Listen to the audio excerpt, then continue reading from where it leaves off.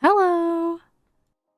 Recently, I've been really inspired by my friends Brooke and Block to make this mega movie of our entire survival series in our 118 cottagecore world. This is a really long video of our entire journey, so it's the perfect thing to put on in the background whether you want to sleep or study or just chill. Whether it's your first time here or you're reliving the journey again, I hope you enjoy. Hey everyone! Welcome to the first episode of my first ever survival Let's Play series. We're in the Minecraft 118 update and we're about to begin. What is happening? What is this? This is ridiculous. You know, this isn't really the perfect start that I'd hoped for. It just keeps going! What am I gonna do? Oh no! Oh no. 4 hearts! Well, we're finally out of that, and this is our official start on 4 hearts and a dream, I guess. We're gonna start by punching a tree and grabbing some wood. Let's make our crafting bench and craft up our first wooden pickaxe. Then we're gonna grab some stone and make a set of stone tools. And now it's time to actually start our adventure, but first, we are gonna grab some of this precious spruce wood and hopefully get at least 1 sapling. Perfect. And sorry, Mr. Sheep, but I need your wool. Sorry. So one thing I really want to do in this episode is find a really awesome place to live. We're going to make this the Minecraft 118 Caves and Cliffs update, but it's cottagecore. Let's grab that sugarcane and those pumpkins over there too. Wait, that guy has a trident, but I have 2 hearts. Not gonna do it. Not gonna do it. I think I'm just gonna stay safe. And I'm gonna grab some fish because we have no food in the early game. These pumpkins will be useful later. Sorry, Mr. Pig. Oh wait, is this a flower forest? Oh my gosh, this could be perfect. Finally found another sheep. And 2. Let's quickly craft a bed and then we can finally sleep away the first night survived in Minecraft. Let's go. And you know, this actually might be a perfect start after all. The flower forest is one of my favorite biomes, and I would love to actually live and build here in this series. And I think it would be great if we could set some goals for this episode. But first, let's check out that abandoned portal. Really quick. I would not turn my eyes away from a golden apple or an enchanted one, but some iron would also be nice, and yeah, we didn't get much. But we still will take it. We still will take it. There's also almost enough obsidian here to finish this portal. So in the future, when we want to go into the nether, this is actually a really good start. We can just go from right here. Yeah, only a couple pieces left. Now I've been walking around for a few minutes and I actually think I found a place I want to build. And this mountain is just so incredible. And the forest is so awesome and cozy. I really, really love this whole place so much. But I'm thinking right here, we're going to build, now let me jump over to show you. We're gonna build a cottagecore hobbit hole right here against this mountain. I can't wait. But we're gonna need some resources first, specifically some food. So after a relatively terrifying encounter with a creeper, I set out to find hopefully a village. Before we head into the caves, I really want to get at least more than these 4 pieces of cooked salmon that we already have. And eventually we did find a village. But it was kind of small and there were no hay bales, unfortunately, and barely any treasure. Kind of a waste of time. I did manage to collect some carrots and potatoes, and on the way back, I found a sunflower plains. And yep, it's time. Some mining. Alright, so goals. I really want to get enough iron to make a full set of armor and tools, and I'd love to get a starter base up and running today in this episode. And the flower forest is kind of unique in that so many bees spawn there, so I'm thinking maybe we can use some blocks like honeycomb in the build. We're gonna need to grind some materials, but first, a mine shaft. Okay, just gonna keep lighting up. Oh, a chest, nice. Oh, is that actually a second one? Okay. Not only had I been lucky enough to find 2 minecarts with chests, but I actually found a mending book inside one of them. The other one only had a golden apple and some rails and stuff, but still, mending! I was hoping to find some more treasure, but the rest of the visit to the mine shaft was actually pretty uneventful, so I grabbed some string, mined some coal. I actually got into another fight with a creeper, and I was so scared because I was hitting him with my pickaxe. Why would I do that? I decided to grab a little bit more iron and make my way back home. On the way out, my shaders picked up a shiny block in the distance, and when I went over, it was actually a raw copper block. I didn't know that they spawned like this, so pretty cool. Back at the temporary base, it was finally time to craft up a full set of armor. 1, 2, 3, and 4, and now we're fully protected. Let's go! I also took the time to craft up the rest of our tools, put our old tools away, and organize my inventory. And now I feel so much better. The next day I went back to the village because I really wanted to get a cat. And this cat, well, I chased him all over the place. I really thought it was going to go on forever. We were back and forth, and finally I trapped him up against this mountain while he was climbing, and now we have a cat. He's so cute. I looked around the village for another cat, but I think there was only the one. And I decided maybe one cat is enough for me right now, so I headed home. And when we got home, we had a really wholesome moment. I mean, look at him. He's so cute. Okay. It was such a good idea to actually spend time to go get a cat. Look at him. Oh my goodness. This is the best thing ever. Now though, it's back to work, and I'm going to be cutting down all of the trees in front of the location that we picked for the hobbit hole. I mentioned earlier that I thought about using honeycomb blocks in the build, but I also want to incorporate other natural elements of the flower forest into the build like birch and oak wood. Quickly at the end, I'm going to grab some leaves to use as decoration, and that's going to end out our time lapse. While we were chopping down those trees, I uncovered a beehive, and it actually has a couple of bees over here, so I'm going to place a campfire and some trapdoors so hopefully the bees don't fly into the campfire. Hopefully that produces us enough honeycomb that we can get a couple more bees nests and get a small farm going. While we're waiting to see how that produces, I'm going to shift focus onto flattening out this mountain where we're going to put our hobbit hole. I think when we actually start building, it'll be a lot easier if it's all one flat area rather than trying to build around multiple different levels. And I'm going to also remove all of the stone. Hi, chicken. And that's just going to let us tidy up this area even more and get it ready to build. Okay, well, my tools are basically almost broken, but the area is flat and I think it's a good start. The terrain is a little bit uneven around here, so I'm going to do a little bit of terraforming as well when we're ready to build. I'm going to temporarily remove all of the flowers and the grass, and later we'll replant them when we're all done. I want to keep the kind of sloping hill vibe that this part of the mountain has because I feel like that's more realistic, but I want the entire area to be a lot smoother to give us more space to work with. And I'm going to cover up this hole down into this pit of death as well. I just saw that there was some honey dripping from the beehive, so let's go grab it and hopefully we don't anger the bees. All right. Well, the bees weren't mad, thankfully, and now we have some honeycomb. Let's go. And while we're waiting for more honeycomb to produce, I'm actually going to run over to this lake nearby and plant all of our sugarcane. That way we can start collecting a bunch of it for later. I'm also starting to stockpile some woods, especially the oak and the birch wood for the base build when we start because I feel like we are going to need a lot of it. Something I noticed while I was grinding resources was that it takes honeycomb a really long time to get produced by the bees. So I'm going to take some honeycomb that we already have and make some bee nests, and I'm also going to make some more trapdoors, and I'm going to set up 2 extra beehive harvesting stations right next to the first one. So hopefully we can get honeycomb a little bit faster because it's been going extremely slow. Now to just breed up the bees a few times and get enough bees to fully fill all of the hives, and we should be good to go. Okay, at this point, I have to admit to myself that I didn't add any torches and I really need to light up this area. I just kept thinking to myself, no, I'll sleep.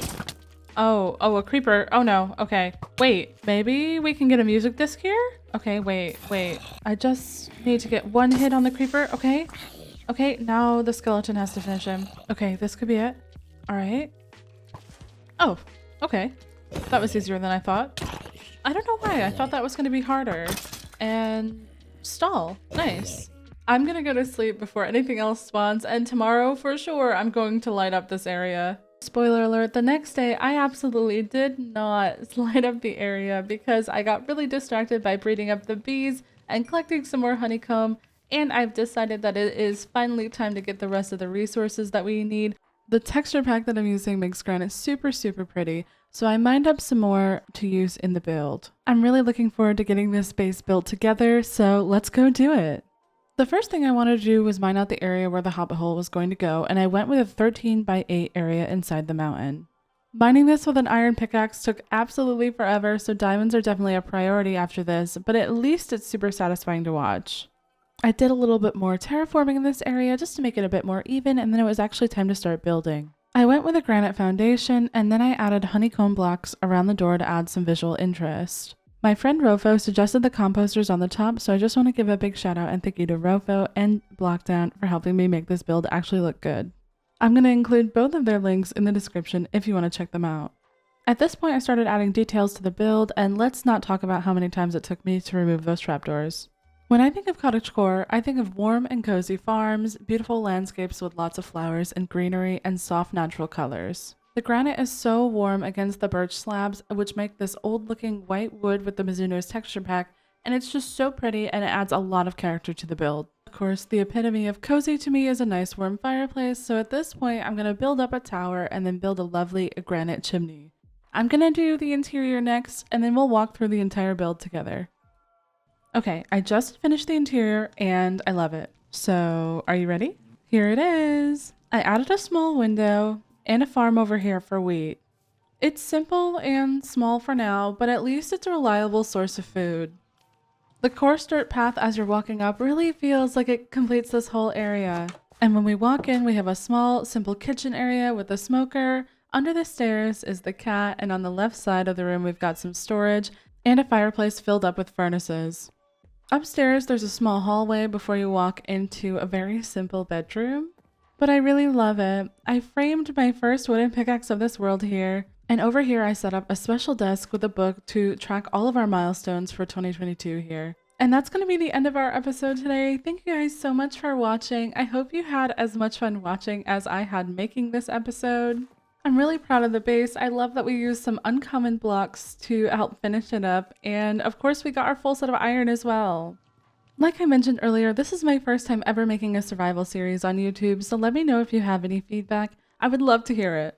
I crafted up a fishing rod, and I'm going to spend some time in between episodes trying to get a name tag, so leave a suggestion for the name of the cat in the comments, and the most liked comment will be the name. Welcome back to episode 2 of my Minecraft 118 Let's Play series. Before we get into it today, I just want to say that right before I started recording, a pillager patrol spawned, and yeah, we sort of have bad omen now. So the very first thing on our agenda is going to be to go and find a cow. I'm not really anticipating going to any villages, but you never know. Thanks. So much better. You're the best cow ever. Thank you so much. Legend. Anyways, while we're back on the way to our base, let me tell you, in between episodes, I was finally able to fish up a name tag out of the river. Honestly, it felt like it went on for years, but it was only like 4 hours, and now we can finally name our cat. Just need to make an anvil with our iron, and well, that's actually not that much iron.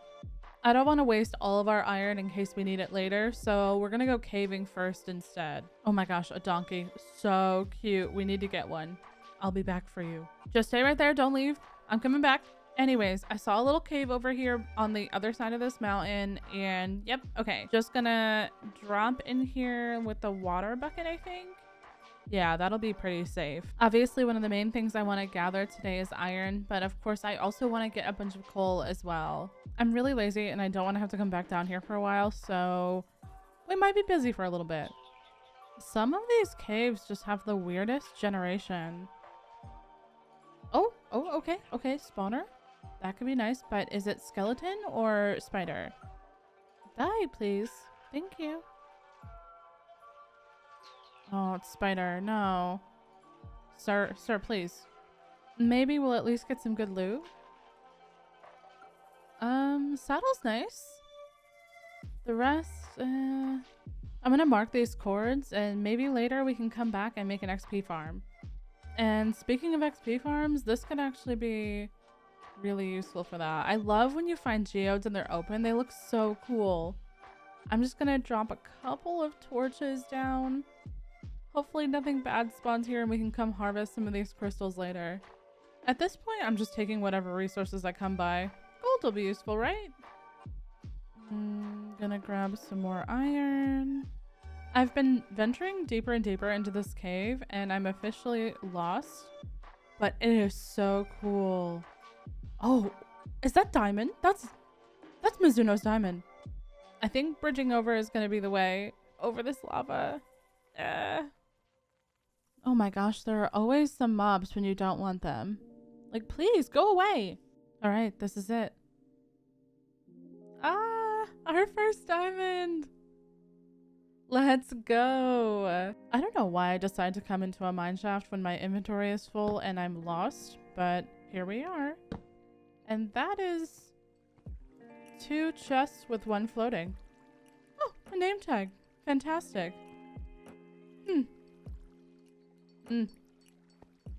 This is embarrassing. Oh, another one. I should have just come down here to find the name tags instead of fishing for 4 hours. Oh my gosh. Okay. The amethyst. I'm going to mine out here, I think. That way we at least keep kind of the area where the amethyst geode is. And I just want to get out. I just want to get out. My inventory's full. Yes, dirt, please. Oh, thank you. Well, we made it. And we're right near our base.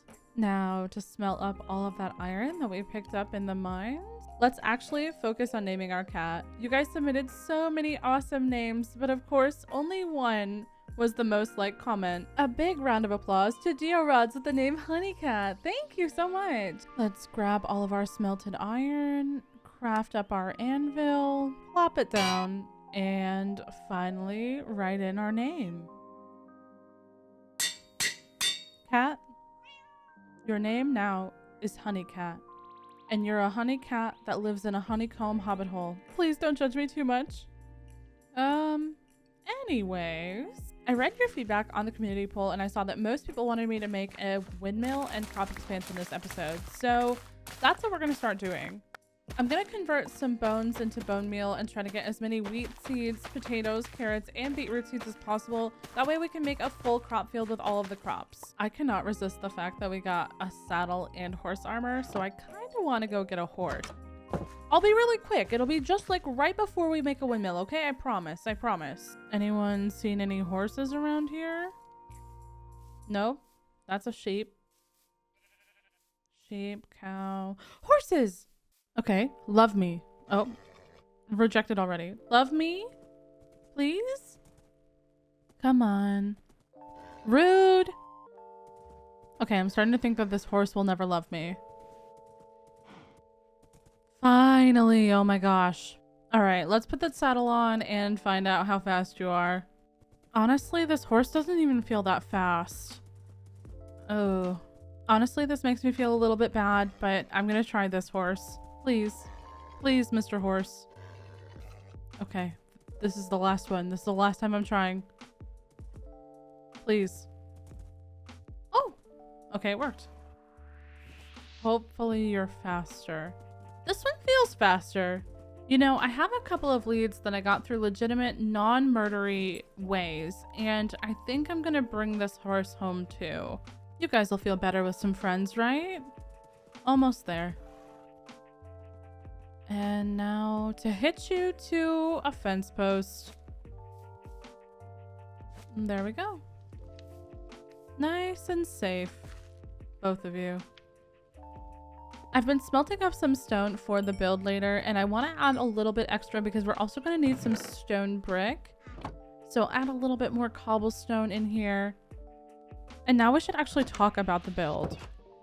So I'm thinking about putting the build over in this area over here where we like started out. Obviously, there's probably some terraforming we have to do, and then of course we have to chop down all of these trees. But the very first thing I want to start with here is actually removing this little hill between the hobbit hole and where we're going to build. Material-wise, I'm thinking about sticking to a similar theme without the honeycomb because all of my bees are gone. In 118, there's apparently a glitch with bees disappearing, and I haven't moved up into 118.1 yet, but I probably will after this. In any case, I'm thinking about granite, stone, cobble, stone brick, polished granite, and probably some birch and some oak thrown in there as well.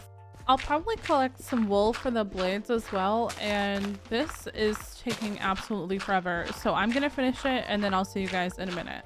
This was possibly the easiest part, but it's done, and now let's get into chopping down all these trees. While we're quickly chopping down all those trees, I just want to thank you guys so much for watching the first episode. All the support has been so phenomenal and motivating. I'm super motivated and inspired, so I hope you're excited and ready for the rest of this series. Jumping right into the next step, I'm gonna grab all of this dirt that we got from digging up that small hill, and we're gonna start right away with the terraforming. I'm not the best at terraforming, but what I'm gonna do is I'm gonna start by simply filling in all these holes. Just want to have a really level area to start from when we actually start making big strides in transforming the land. I'm going to focus on making this hill as soft and gentle as possible. I think just a nice steady lowering slope will look good with the idea that I have. Of course, when you're making artificial land, you have to try to make it look a little bit realistic, but not like Minecraft made it. So that's what I'm trying to achieve here. And unfortunately for me, it requires a lot of dirt placing and dirt removing. And this is the problem with not having a plan for your terraforming, because I just placed all of this dirt and now I really don't like it. So I have to remove some of it, a lot of it. I really wonder how many dirt blocks at this point that I've mined. Last few blocks. And removed. I really wish I had an enchanted diamond shovel right now, because I think this needs another small slope down. Well, I'm not gonna bore you guys. I'll be back when it's done. Okay, I'm thinking windmill over here, and the terraforming on this part is done. Yeah, I think that can work out. I think it's a nice slope. Yeah, this is gonna be good. The next item on my to-do list is to get as much granite as we possibly can for the roof of the windmill. I think we're getting to the point where we're almost ready to start building. You know, while we're down here, I just want to see if we can get a couple more diamonds, maybe to make a diamond pickaxe. Honestly, I might be getting lost again, but it's okay, because we're gonna find so many diamonds down here. Well, nothing yet, but I think that's diamond there. There's also a horde of creatures there, so I guess I'll be fighting for my life again. Get wrecked. And they just don't stop coming. I think it's finally time where I can mine this diamond in peace. And let's just check behind some of this. Ooh! Diamonds, diamonds, diamonds! Nice! Oh. Dude! Oh my gosh. This is enough diamonds to make a diamond pickaxe. I'm so excited. We have 3! And I know I want to focus on building right now, but since we're already down here, I'm going to try to find a couple more diamonds so we can hopefully make an enchanting table as well. I will not look away from another 2 diamonds. And maybe there's going to be a couple of extra ones hidden under there. No. No. Okay. Okay. Well, 2 is good. Well, I think my luck's running out. I haven't found any more, so it might be time to head back. Oh, wait. Did I see? Oh my gosh, another one? Okay. We will take it. Oh, another. Let's go. This is amazing. Let's just check. Oh my gosh, no way. No way. I am so lucky. Well, I guess there's a bright side to being lost, and that's that I keep finding diamonds. Oh my goodness. But my inventory is pretty full, so I'm going to get these last couple, and then I'm going to try to get out of here. Ooh, 4. Nice. Okay, I finally found where I originally started mining down, and let's just say I'm going to make a strip mine. All right, now it's the time you've all been waiting for. We are finally going to start building our windmill in our crop fields. Let's go. I started off by doing some coarse dirt pathways to match the rest of the area. Oh, and if you see a pink sheep with no explanation, I blame OBS. And then it was time to actually build the windmill, so I started out with a stone base and then added some little accents on the top, and then I went up with some oak and birch wood. Building this windmill was terrifying, and it actually ended up leading to my first death in the survival world. I thought I could make this jump. I don't know what I was thinking. My levels? No? Barely recovering my composure from that, it was time to finally start the tower roof. Building this shape is something that's relatively new for me, but I think I'm getting better at it, and I was a little bit faster at it this time than I've been before. Something that I'm learning as I keep building is that there are really no mistakes in Minecraft, and you can always just remove something if you don't like it. Unfortunately for me with this roof, that means that I removed things a lot. But at the end, I think the result was really, really nice. Then I added a door onto the front because I was really procrastinating making the blades of the windmill. I thought it was going to be super, super hard and I just didn't even want to try. And honestly, so far at this point, I thought it was coming out really, really good. But eventually I had to make the windmill blades, and because the dirt was covering them for the first two, I'm just going to show you the last two. This was the process that I did for making those. And it looks really cute. After that, it was time to slam some oak leaves all over like it was the only thing we knew how to do in Minecraft. And while I didn't want it to be too overgrown, I just wanted it to have a little bit of spice. From there, I started to detail the pathways with some fencing, some lanterns, and some bushes all around. And then I started filling in the crop fields. I tried to keep this relatively simple, but still matching the one in front of the hobbit hole. And honestly, I think the end result is really, really stunning, and it really matches the entire area. Adding little bits of grass to the pathway really helps make it look a little bit more realistic. And in the crop beds, I added some tulips with the potatoes, some rose bushes next to the beetroot because they're kind of a similar color, right? And some bushes with the carrots. This one was hard. And on the other side of the pathway, next to the ledge of the cliff, I added some flower lines just to have something there to make it more interesting to look at. And I really like how simple but how pretty this came out. Now to head inside, we're gonna actually start to replace the floor finally. I'm gonna stick with the polished granite double slab to stay consistent with what we have inside the hobbit hole. Also, I just think it's really warm against these materials. I wanted this windmill to have a function besides just looking pretty, so I installed an automatic bone meal machine. And I figured you could never go wrong with some storage set up in the area. That way I can store all of my crops and my bone meal and my seeds and all of that stuff in the windmill. There's also something extremely magical in cottagecore about a well-placed hay pile. You know, lots of hay bales, aesthetically. Overall, I just wanted to make this area look functional, not too empty, not too full, but lots of plants and different accents that made it feel homey and bright and still like a windmill. And here it is. Okay, I love it. The blades came out amazing. It looks cozy without being overly busy here, and the crop fields are my favorite part of this entire build. Amazing. The inside came out so lush and cozy. I added some extra leaves, some extra chests for some more storage, and in the middle I added a crafting table surrounded by this beautiful carpet. Over here we already have some bone meal being produced by the bone meal machine, and I added a small sink station over here to wash our veggies in. I did leave the top open still because I'm not sure if I want to add anything up there, but we'll see in the future if we add anything. I just really think that this came out so good. Unfortunately though, that is all I have time for today, so I thank you guys so much for coming with me on this journey to build our windmill and our crop fields, and of course all of our mining adventures as well. Do you ever just start playing Minecraft and all of the things that you wanted to do, you don't actually do? Yeah, that's what's happening to me right now. All thanks to this guy. In our last episode, we built up this beautiful windmill and made all of these crop fields, and at the end of the recording, right after I finished, I noticed in this ravine there is a cat. How did he get there? Who even knows, but I'm going to save him. I built him a small dirt bridge and then brought him over to the windmill just for now. And now I can focus on what I was actually going to go do.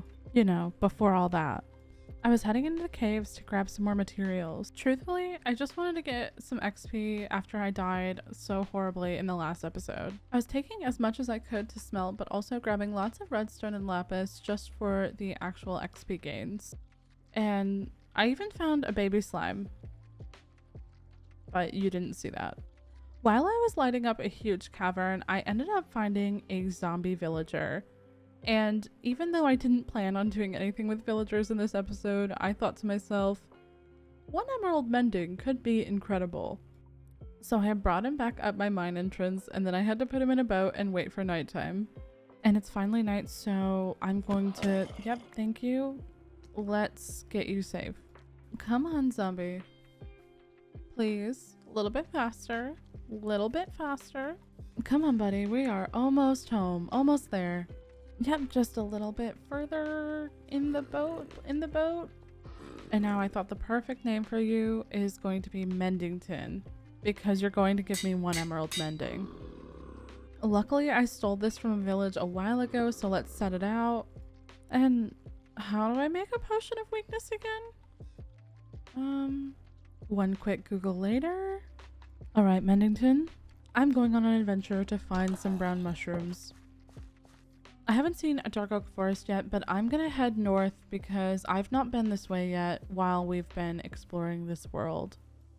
I really do not trust the snow. I'm gonna go another maybe 500 blocks in this direction, and then if I don't find one, I'm gonna head back home. And I've been grabbing some leather on the way, so I'm sorry, Mr. Cow. This was necessary. I want to enchant eventually. These caves are wild. Oh, moss! I've got to go down there. Just a little water bucket down, nice and safe. I don't feel very safe, but we made it. Just gonna borrow some of this mossy azalea goodness. Thank you so much, Lush Cave. And I'm absolutely getting out of there before I get destroyed by a creeper. We almost have enough to enchant, and I'm gonna take these sweet berries. I'm sure we can build something aesthetic with them later. I was gonna turn back, but I'm glad I didn't because there's some dark oak trees. Let's go. For a potion of weakness, we need to make a fermented spider eye, so we needed to get some of these brown mushrooms. So here I was just breaking all of the mushrooms. I decided to grab some of the red ones too in case we would need any for a build later in the flower forest. I'm thinking we can definitely incorporate some of these into our style. While I'm here, I'm just going to also take some dark oak for later in case we want to incorporate some of that into the builds. Oh wow, another lush cave. Oh, I kind of want to go down there and see if there's any axolotls. If we die now, this will be really unfortunate because it's far away, but in the meantime, I'm just gonna light up this cave and collect everything that I can. There's so much dead fish here. Oh, axolotl, come here. Baby, another. I'm going to get you. Hi. And now minus blue, we have both of the other colors that we needed. And honestly, that's enough adventuring for one day for me. We need to cure that villager. You know, all I really wanted to do in this episode was build an animal barn, and this is where Minecraft brings us, to complete chaos. And since I want to do some enchanting at some point, I'm sorry, cows. Sorry. Finally back at the base. Alright, now to brew the potion, get the water bottles in, put the spider in. Oh, blaze powder. I forgot about blaze powder. We have no items in our nether chest because we haven't been to the nether. So I guess it's time to round up some of these diamonds and then craft up a diamond pickaxe. There was a lava pool nearby, so I went over and grabbed the last few pieces of obsidian we need to fix up that portal. I'm a bit afraid about going into the nether with only iron, but it's worth it. Okay, here goes nothing. Let's walk in. I'm really scared. And here we are. Oh, and that is a lot of lava and fire over there. Well, while we're here, gonna get some XP from mining up this quartz. Hopefully we can get to 30 levels so we can work on enchanting soon. All right, and now to find a fortress. And oh my gosh, that's a fortress right there. Like right where I spawned. All right, torch means this is the way out. And jump. Ah, oh my god. Okay. Any blazes in the chat? You know, I could have just got brown mushroom from here if I had remembered. Okay, that's something you don't see every day. That's kind of interesting, Mojang. Kind of interesting. I'm not gonna question it. We're not even gonna talk about it. Where are all of the blazes at? Oh, okay, there's one. Also some wither skeletons. No big deal. Oh no, this is probably bad. Let's just eat a golden apple. We're gonna be fine. Just get that blaze rod. Get down here. Please? Please get down here? Thank you very much. Yay, blaze rod! Oh no. Oh no. Oh no. My levels? My stuff? Oh no. Well, I just got back to my stuff and yeah, this is all that didn't go into the lava. At least we got our bed and our diamond pickaxe, thankfully. Now I want revenge. I have 10 pieces of bread. I have 2 pieces of armor. And I have a half-broken axe. But I can do this. Luckily, we still have the other axe because all of my iron went into the lava. And now I have 9 pieces of bread. Give me a blaze rod.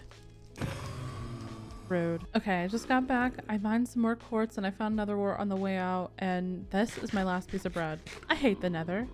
Let's make some blaze powder to put in the brewing stand. I'm also gonna grab some gunpowder. And we'll make that a splash potion. And we have our golden apple already. This has been quite the ordeal for this villager. But now it is time. 1 emerald mending is going to be so worth it. I have been watching this villager for at least 5 minutes and I am just... Oh, thankfully. Hi, Mendington. Are you ready? Alright, I've got him quarantined on this side of the hobbit hole and I'm going to start rolling the books. This is a sped up process. It took me about an hour to get the right trade and I just included a little bit here. We had some looting, we had sharpness, we had silk touch, we had so many different books, but I was going for that 1 emerald mending and there it is, finally, after what felt like hours, 1 emerald mending. I'm gonna lock him in with some paper and I'm gonna level up his trades and I'll see you guys in a bit. All right, he's fully leveled up with the 1 mending trade and I've got him stuck in the wall nearby the kitchen in the hobbit hole and we have all of these mending books. I am so excited. Thankfully, that stress of dealing with that villager is over. All right, now let's get to the good stuff. Let's build. So in this episode, I really want to build a barn for our ever-growing population of animals, but I'm not 100% sure where I want it to go. In the meantime, I'm just going to smooth out this area by removing some dirt and fixing up this little slope going down to the edge of the water here. And as you guys know, there's nothing more I love than placing a million dirt blocks in a row. Oh, no, I missed. Sir? Yes. You know, in every single episode, I am just digging up dirt from this nearby plains. I think that there's going to be nothing left by the time I'm done. And here, I'm just going to quickly grab some more wood and some more resources because we're going to be building pretty soon. But honestly, using these iron tools is a little bit brutal. So I think after I collect all these leaves, we're going to make up a quick enchanting table and just see what we can get. Luckily, we have all of the stuff already and we can just make up a quick bunch of bookcases and just temporarily pop this down somewhere. Off camera, I've been trading with my villager to get up to 37 levels and now I'm going to grab the rest of my lapis and all of my diamonds to make up some diamond tools. I really want to try to get efficiency on my gear, that way resource gathering goes a lot faster. Alright, so temporary setup for enchanting table is going to be right here in the middle of the floor. Put down all 15 shelves. Alright, efficiency 4 and fortune 2, nice. And silk touch on the shovel, okay, good. And unbreaking 3, efficiency 4 on the axe, let's go. I grabbed the mending books and now I'm just going to quickly put mending on all of the gear that we just made because it's 1 emerald mending, so why not? And now to tear down all of the bookshelves like it never happened. Because next episode we're going to be building something for that. Oh, this is so nice to have a silk touch shovel while you're picking up gravel for some coarse dirt. Before all this flint kept dropping and now it's just pure gravel. Ah, bliss. I'm thinking a really overgrown but simple barn is going to be good. And that is a man with a trident. Oh, my shield is going to break. But let's see if we get lucky. Sir? 1. Oh no, my shield. Sir? Oh, I'm gonna drown. Okay. One moment, please. I'm getting some air. Oh no. Oh, no way! A trident! No way! Let's go! What? We are so lucky this episode. That is the first time I've ever gotten a trident without a looting sword. I only had an axe. Wow, okay. Let's see how we look with this thing. Oh yeah, we look cool. No one will dare mess with us now. This is awesome. Oh, well. Okay, that was embarrassing. Never mind. See you back at the base. Should we test it out? Oh, it's so cool. Let's go. I cannot believe we got a trident. I am so hyped right now. I've got to put mending on this right away. Okay, we can just quickly walk over to the anvil and put mending on that. And then we're gonna go over to this little area I have over here where I've got some villagers. I got another one. We're gonna do some trading and try not to throw it at that guy's head. But all of that XP should hopefully heal up, and it's already working. So let's go in there and get some more XP for our trident. Our trident is fully fixed up and I am so ready to actually start building this animal barn, so let's go. The first thing I always do when I'm adding a new building is to connect it with a pathway to the hobbit hole, so that way all of our builds in this world are extra connected to each other. It just feels a little bit more personal, a little bit more realistic that way. I struggled a bit at first with the entrance of the building, but I think I've finally got something that I really like. We're sticking again to the theme of oak, granite, and the birch double slabs. I wanted this barn to have one main room and then 2 small stables on the side for chickens and for horses. And here I'm just adding some quick details to the entryway to make it look a little bit more cozy and homey, and I really like how this came out. But unfortunately, just like everything, we're gonna have to add a roof onto this, and I kind of struggled with the roof. I don't know if I 100% like this shape, I am not gonna lie. But I think that it works for the style that we're going for. I think maybe in the future I might try to make it a little bit more rounded, maybe between episodes, but this actually works for now, and it was a really fun shape to make once I figured out what I was doing.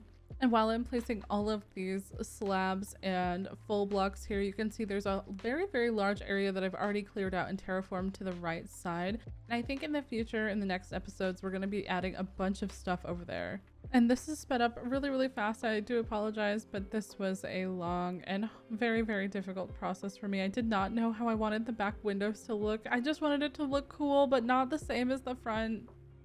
And of course, a bunch of villagers spawned as I was making this stable area on the side, so I had to go off to the side there and kill them and find some milk.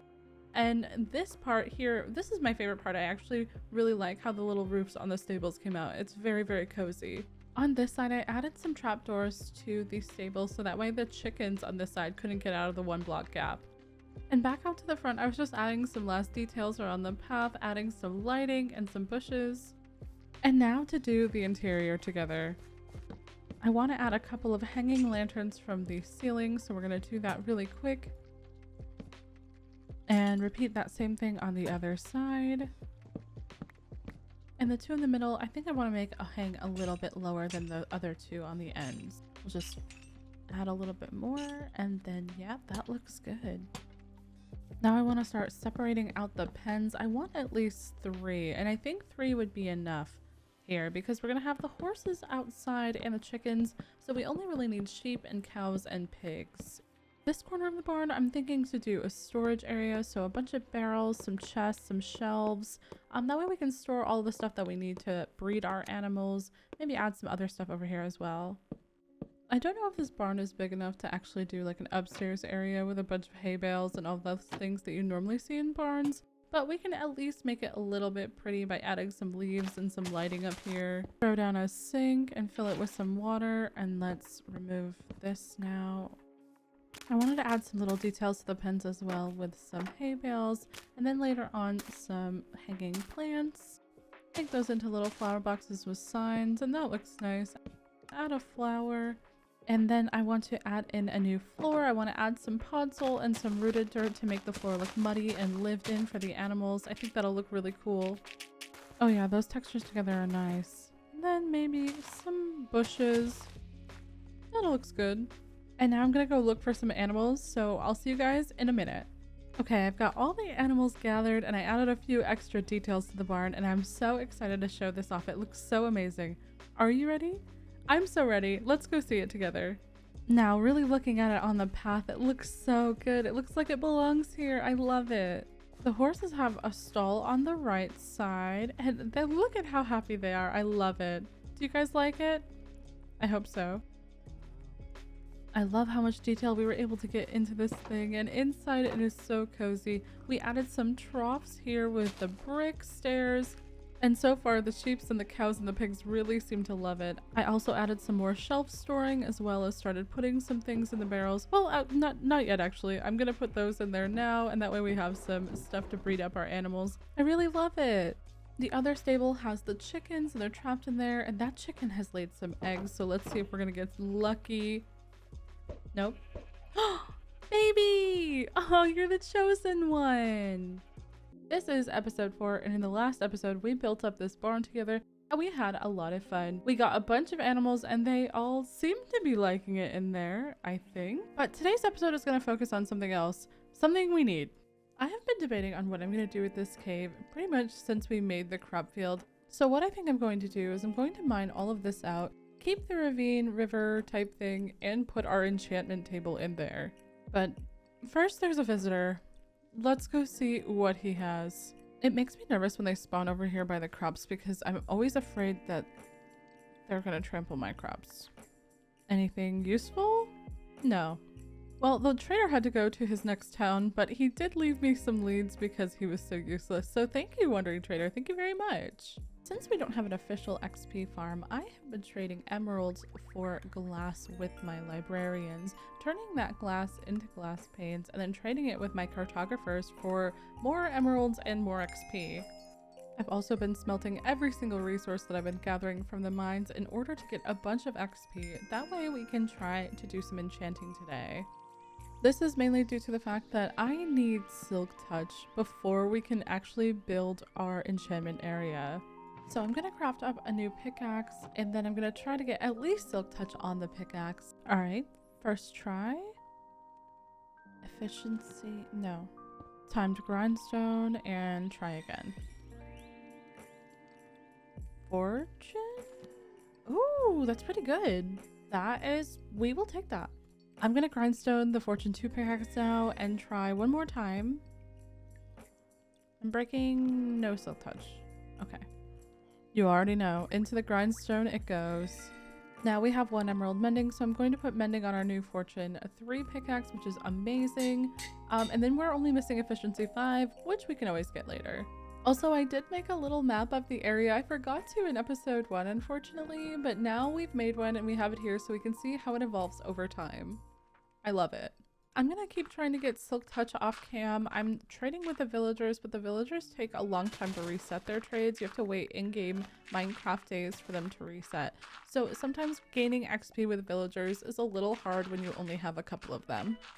And moving on to the cave and how I want the enchantment area to be, I'm thinking very, very overgrown, kind of like maybe abandoned, like magical ruins vibe, but inside the cave. I don't know how we're gonna do that yet, but oh no, oh, my torches. But all of this is because I would like to get a full set of enchanted diamond armor today. The game is set to hard mode and the enemies are hard. The mobs hit hard. So better armor is one of my biggest priorities. But first, I'm going to do a couple of things. I'm going to get some moss, and I'm also going to build this small vine farm. Setting this up now is going to give us some passive vine growth for mossy cobble and also just vines to add onto the build later. And now, just to wait. I also think I want some azalea and flowering azalea leaves for inside the cave, so I'm going to do some azalea trees and bone meal them and then grab all the leaves from them. All right, now just to bone meal all of these, and then we're going to collect all of those amazing leaves. That one did not want to grow up. Neither did those. Just a quick stop here, drop a chest for when we grab those vines later. And now to grab all of these amazing leaves. Here we go. Ah, this is so satisfying. And I love the noise that the leaves make. Oh yeah, that's good. That's good. This is so many leaves. I think that this will be enough for the cave. Maybe even too many. But we're gonna take all the wood too. We'll need some oak wood for the cave. Yeah, I'm really excited about this. And now just to spread this moss really quick all over the place so we can collect a bunch of it.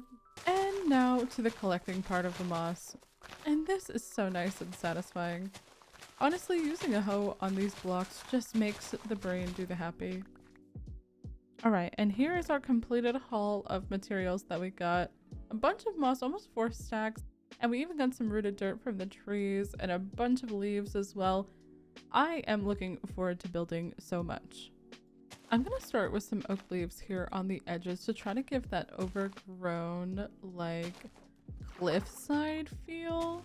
I basically want it to look like leaves and vines have grown over the edge of the cliff here and then kind of into the opening of the cave over time. I will try to spread the leaves as naturally but also as randomly as possible to get this kind of effect. On this side and on the opposite side, I'm gonna do like an old support system.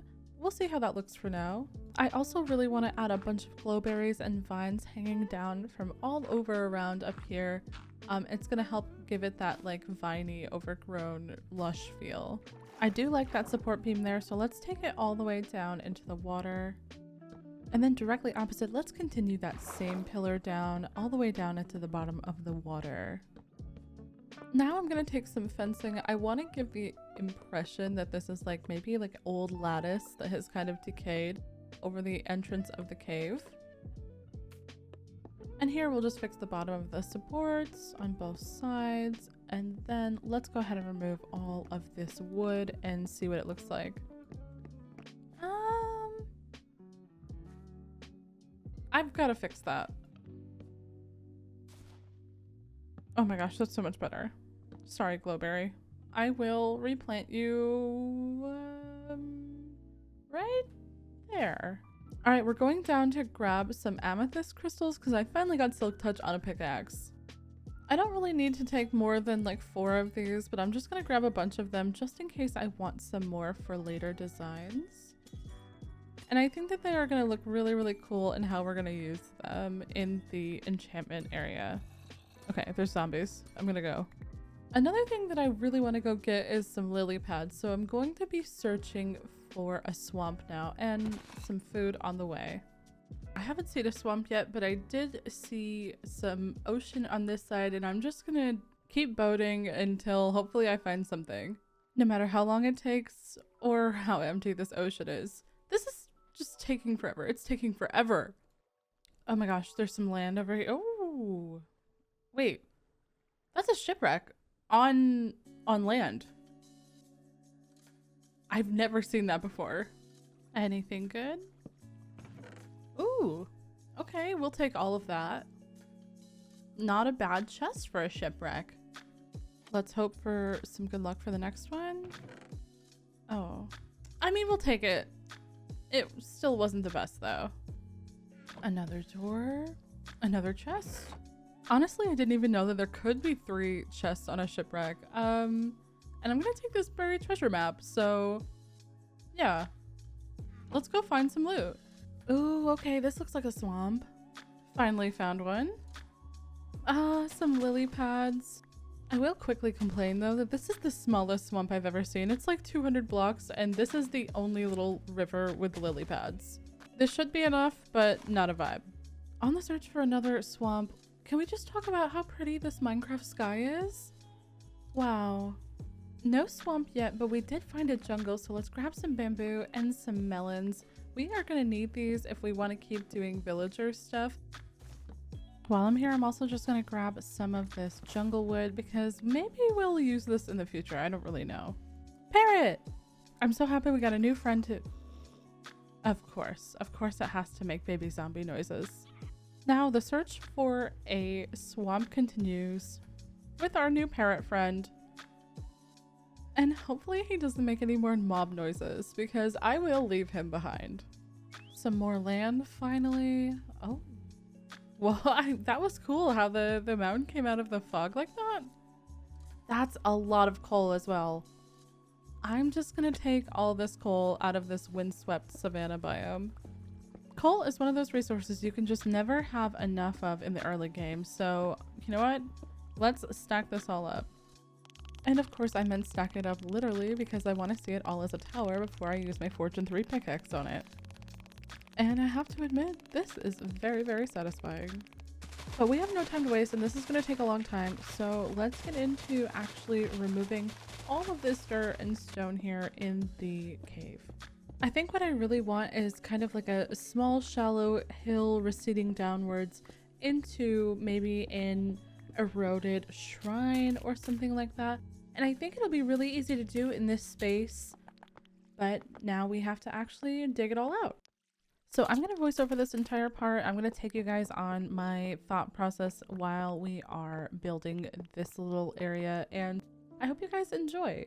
So at this part, I was just still mining out all of this area here for where the different levels were going to go down into the cave. And of course, you got to light up your cave because it is dark and mobs are scary. I got this brilliant idea to use TNT, maybe? And then here I am mining out just a little bit of the area so that we can light the TNT. Oh no, that Enderman. I really thought he was coming for me. I jumped straight into the water. First attempt was kind of underwhelming, so let's go again. Not that great. And the third one, honestly, I should have just mined it out by hand, but I really thought it was going to be a good idea. I thought it was going to be fun and give me a cool like shape to go off of. It did not give me any of that. And honestly, I kind of got a little bit stuck between wanting to do a natural cave and a hand-carved cave, so I went with hand-carved. I think it's really interesting to mix organic with a little bit of man-made features. So the outside of the cave where the entrances is a little bit more organic, and then this is obviously more of a hand-sculpted, hand-carved, man-made part of the cave, which I really like. As I kept changing the inside, I also kept changing the outside and the entrance to the cave as well, just to make it match and look a little bit better. After that, I wanted to add in the enchantment table and the bookshelves, but I realized for it to be exactly even on both sides, I needed one more. And at this point, I used some of my remaining honeycomb that I had to make some candles. Then I was thinking about what colors we could make the candles, and I realized that we have no green dye. So now we are on an adventure to go get green dye. Luckily, I know the exact location of a desert because earlier when we were traveling around, I saw one near the jungle. And I thought this was really interesting. This is like the world's smallest coral reef in Minecraft. I didn't want to waste too much time though. I just wanted to grab the cactus that we needed and just a little bit extra so we can make a cactus farm. Hopefully in the next episode? That would be cool. I smelted up the cactus and then I used the new green dye to make a couple of green candles for the enchantment room. Then it was time to change up all of that stone and add some details to the entrance and to the cave itself. I think a lot of people call this texturing, but I don't know if it was even texturing because it was just adding a bunch of different blocks and hoping that they all looked good together. This took me absolutely forever. I wanted the top point where the chests are to be moss and grass, and then in this middle bit, I thought it would be cool to incorporate some stone with the moss as well, kind of give it that like overflowing feel as it goes downwards. And as I'm sure you guys noticed, I like to use slabs for transitions between blocks instead of stairs. I just find slabs more fun and soft to use, but this all stone slab was not working for me, so I added some cobble in there as well. I also spread the moss onto the bottom step. I thought giving it the moss and maybe some cobble down here as well would give it that feel that had been abandoned for a long time and really old. And here we are continuing on the journey to change up the textures of the blocks a little bit and not just have all of that stone. I added in some stone bricks, cobble, mossy stone. Throughout this process, I also brought in lots of variants of those blocks like stairs and slabs to add some more shape to the build. I also wanted to make the dirt look a little bit more natural on the top instead of it looking so Minecrafty, I guess. I don't know much about that though. I'm still learning how to landscape in Minecraft. I wanted to bring in a little bit more structure in here as well with a crossbeam right in the middle going through the opening. And then it was time to add some more leaves to give it that overgrown vibe that we're going for all throughout the rest of the cave. I wanted these to be completely different from the oak leaves that I'm using all over on the outside, so using these azalea leaves with these flowers gives it some texture and some personality, some character. Plus, I just think that they're really pretty. On builds like this, I have a really hard time focusing on one thing in particular because once I start adding something in one area, I'm always checking the rest of the areas to see what else I can add, like this spore blossom.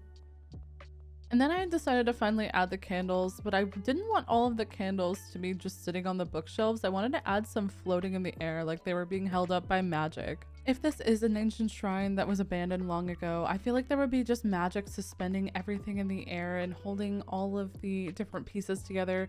And that was really, really cool to experience in this cave. It looks so cool with the candles lit up, and then I decided to start working on the walls and the floor in here and changing up the texture on all of those blocks. I kind of did this in stages where I started with the floor and then I started with the walls, but I did all full blocks first and then added everything else like the stairs and the slabs later on. Also, 10 out of 10 recommend hiding light sources underneath moss carpets. I picked these purple flowers to match what we're going to do with the amethyst crystal in a moment, and I got this idea from my friend Blockdown Build. I'll leave a link to his video in the description. He's a great creator, and this idea I knew I had to steal. After that, I realized that I had not finished the walls or the ceiling of the cave, so I went back with the same variants that we were using before on the outside and started filling in the walls. Of course, no build is complete without covering it with leaves, and then I added some more leaves in different spots around the cave as well. A little bit more to finish off camera, and I'll be right back. Okay, I finally finished, and now I am ready to show you. So, ready? Let's go. I haven't removed the vine farm yet, but I probably will in the next episode, and I'll move it somewhere else, but we have a nice little pathway down to our cave area. And honestly, I really love the way that it looks. It's so overgrown and lush. I use these lily pads to make this little bridge, and then you can come in and you can see a beautiful, beautiful cave full of magic and mystery, and of course the enchanting table. I added the chest there for some lapis, and we have a grindstone on the wall as well, but it is time. We came here to make some diamond armor, so let's craft up our full set of diamond armor and then get to doing some enchanting. And I'm just gonna take whatever we get. So protection 3, protection 4. Protection 4 again, okay. And unbreaking 3, protection 3. That was so lucky. Now we look super awesome and we're definitely way more protected against mobs. I feel so much better. I managed to catch another zombie villager and I have the perfect name for him. And it's thank you guys so much for 5K here on YouTube. I really appreciate all the support lately, whether it's here on YouTube, Twitch, Twitter, Instagram. I appreciate you guys so much and see you next time. In the last episode, we built up this beautiful enchanting cave, but I realized we forgot something. We can use an armor stand to display our old armor, and now it looks even cooler in here. In this episode, I have a couple of things that I want to get done, but the first thing I want to try to do is I want to try to make a sword with looting on it. And I have just enough levels to try to make that happen. Let's grab some lapis. And oh, not bad as far as swords go, but not what we want. Moving on. In today's episode, we are going to be working on setting up an automatic cactus farm. Why a cactus farm, you ask? Well, I'm going to be needing some dye, and also I figured it could be a good source of XP if we smelt some cactus up in our base. Honestly, I'm just not 100% sure where I want to put this thing. I don't necessarily want to build an extra building for it outside. So I had the idea of kind of making a hallway here near the bedroom upstairs. A small edit to the staircase should leave us enough room for a 2x2 right here. We're not going to know until we try. We can always put it back if we don't like it, so let's just see what we got going on. How do we like that? I'm gonna go mine this out and then we'll see what kind of space we have left over to work with. Let's go. First, I focused on expanding the little hallway that we made and potentially adding some room for later farms as well. Then it was time to actually move on to the cactus farm room. The cactus farm itself is 11 by 11 in design, so I tried to make the room a little bit bigger to accommodate extra space on the sides with enough room to walk around the cactus farm, of course. And while I was mining, of course, I had to pick up all of the coal and all of the copper as well from all of the different areas and fill those holes back in. I want to start building the room, but I'm actually pretty low on resources, so for now it's time to collect some wood and some granite. I want to keep these rooms that are upstairs similar to the downstairs in theme and materials, so that means we're going to need so much birch, oak, and granite. I still really need to do a mining entrance here with a staircase, because every single time I run into this spot where I start hitting my head and it's just annoying me so much. Why haven't I done this already? It's episode 5. These double polished granite slabs are going to be perfect for keeping the floor upstairs similar to the one downstairs. And I think that's what we're going to start with up here, is just immediately putting the floor in. This is right above the chest as well downstairs, so I accidentally broke our lantern, but we can just set that back. There we go. And now back to placing the floor. I really love all of the colors that are in this floor. They are so warm and cozy and they just feel like home. I think in the future I'd love to use these bricks as a foundation for a building out in the flower forest somewhere that we end up working on. Maybe for our villagers at some point we can build them like a cozy brownstone townhome type village inside the flower forest. Now that would be something interesting to see. For now, I'm going to try to focus on one project at a time. I have so many ideas for this world and they all always want to come out at the same time. But that'll be another point in this episode a little bit later on. We're going to make something to keep track of all of our projects. Also, let's throw down some torches, make sure no bad guys spawn. So what I really want to focus on here is getting the design of this room down. This is a somewhat smaller space than I'm used to working with, especially given that we can't expand anymore in one direction, so I'm gonna have to be a little bit creative here. And I'm just gonna start that by trying to make one wall look okay. Once we get one wall, then we can kind of focus on the other ones. And I'm still following the same pattern that I followed downstairs with the oak, the granite, and the birch. And now that I'm actually voicing this episode over, I just wanted to apologize about how long this episode took to come out. Truthfully, it was a combination of 3 things. I was a little ill at the beginning of this month, still left over from last month and trying to recover. And of course, February was the month for the one-shot SMP. On top of that, I also launched my community SMP for my Discord. So all in all, February has been an extremely busy month for me. I don't want to draw out this apology any more than it should be, but I just want to say thank you guys so much for still sticking around and still watching the videos, even though I've been gone for a little bit. So yeah, thank you very, very much, and my humblest apologies. But back to the building, can we agree that this is the ultimate way to place these slabs, and I don't know why I wasn't doing it earlier?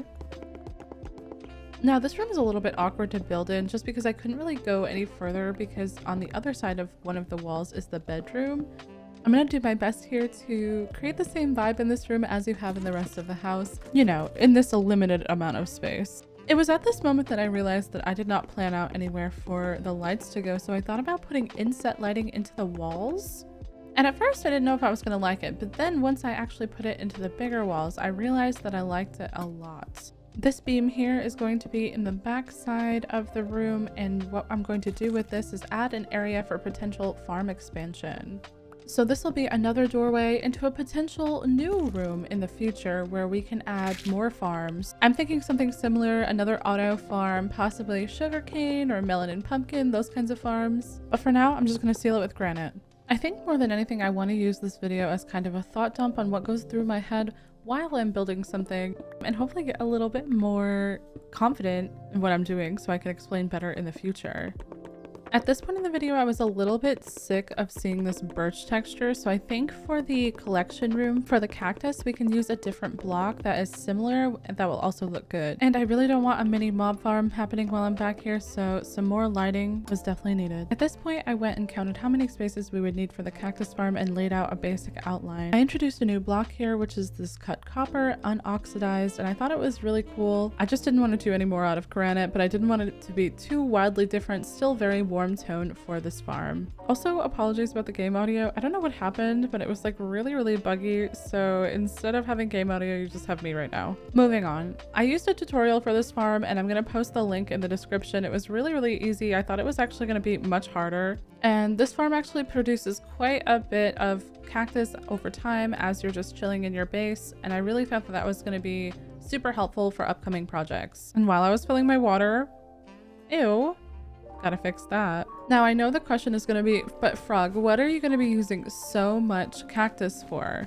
Green dye is gonna be so useful for us in the upcoming projects that I have, especially to make green glass, but also to make concrete powder. I have a couple of ideas that are gonna be coming up in the next couple of episodes that we're gonna be working on together. And while I don't want to give too much about those builds and those projects away now, I do want to say that I think that having this much cactus on hand will be helpful. When the glass barrier was done, then it was time to start the collection area. Earlier, I mined a little bit of a line here, and I wasn't sure how far away it was, so I tried to count some spaces here to see if I could find it, and finally did. From there, I just tried to expand the room so it could look really nice and aesthetic, so we could collect a lot of cactus in a very pretty room. And once again, don't forget to light up because we are in survival. This room will be a little bit different than the pattern upstairs with the oak beams and the other materials that are in the room. And can we talk about how constantly in this episode I just keep placing the oak logs the wrong way before I strip them? I'm doing it constantly. Anyways, then it was time to place some ladders so we can climb in and out of our new little collection room very easily. While I was mining out the area, we created this little spot that needed some fixing in the ceiling, and to add some interest underneath the chest, I'm going to match up that copper block.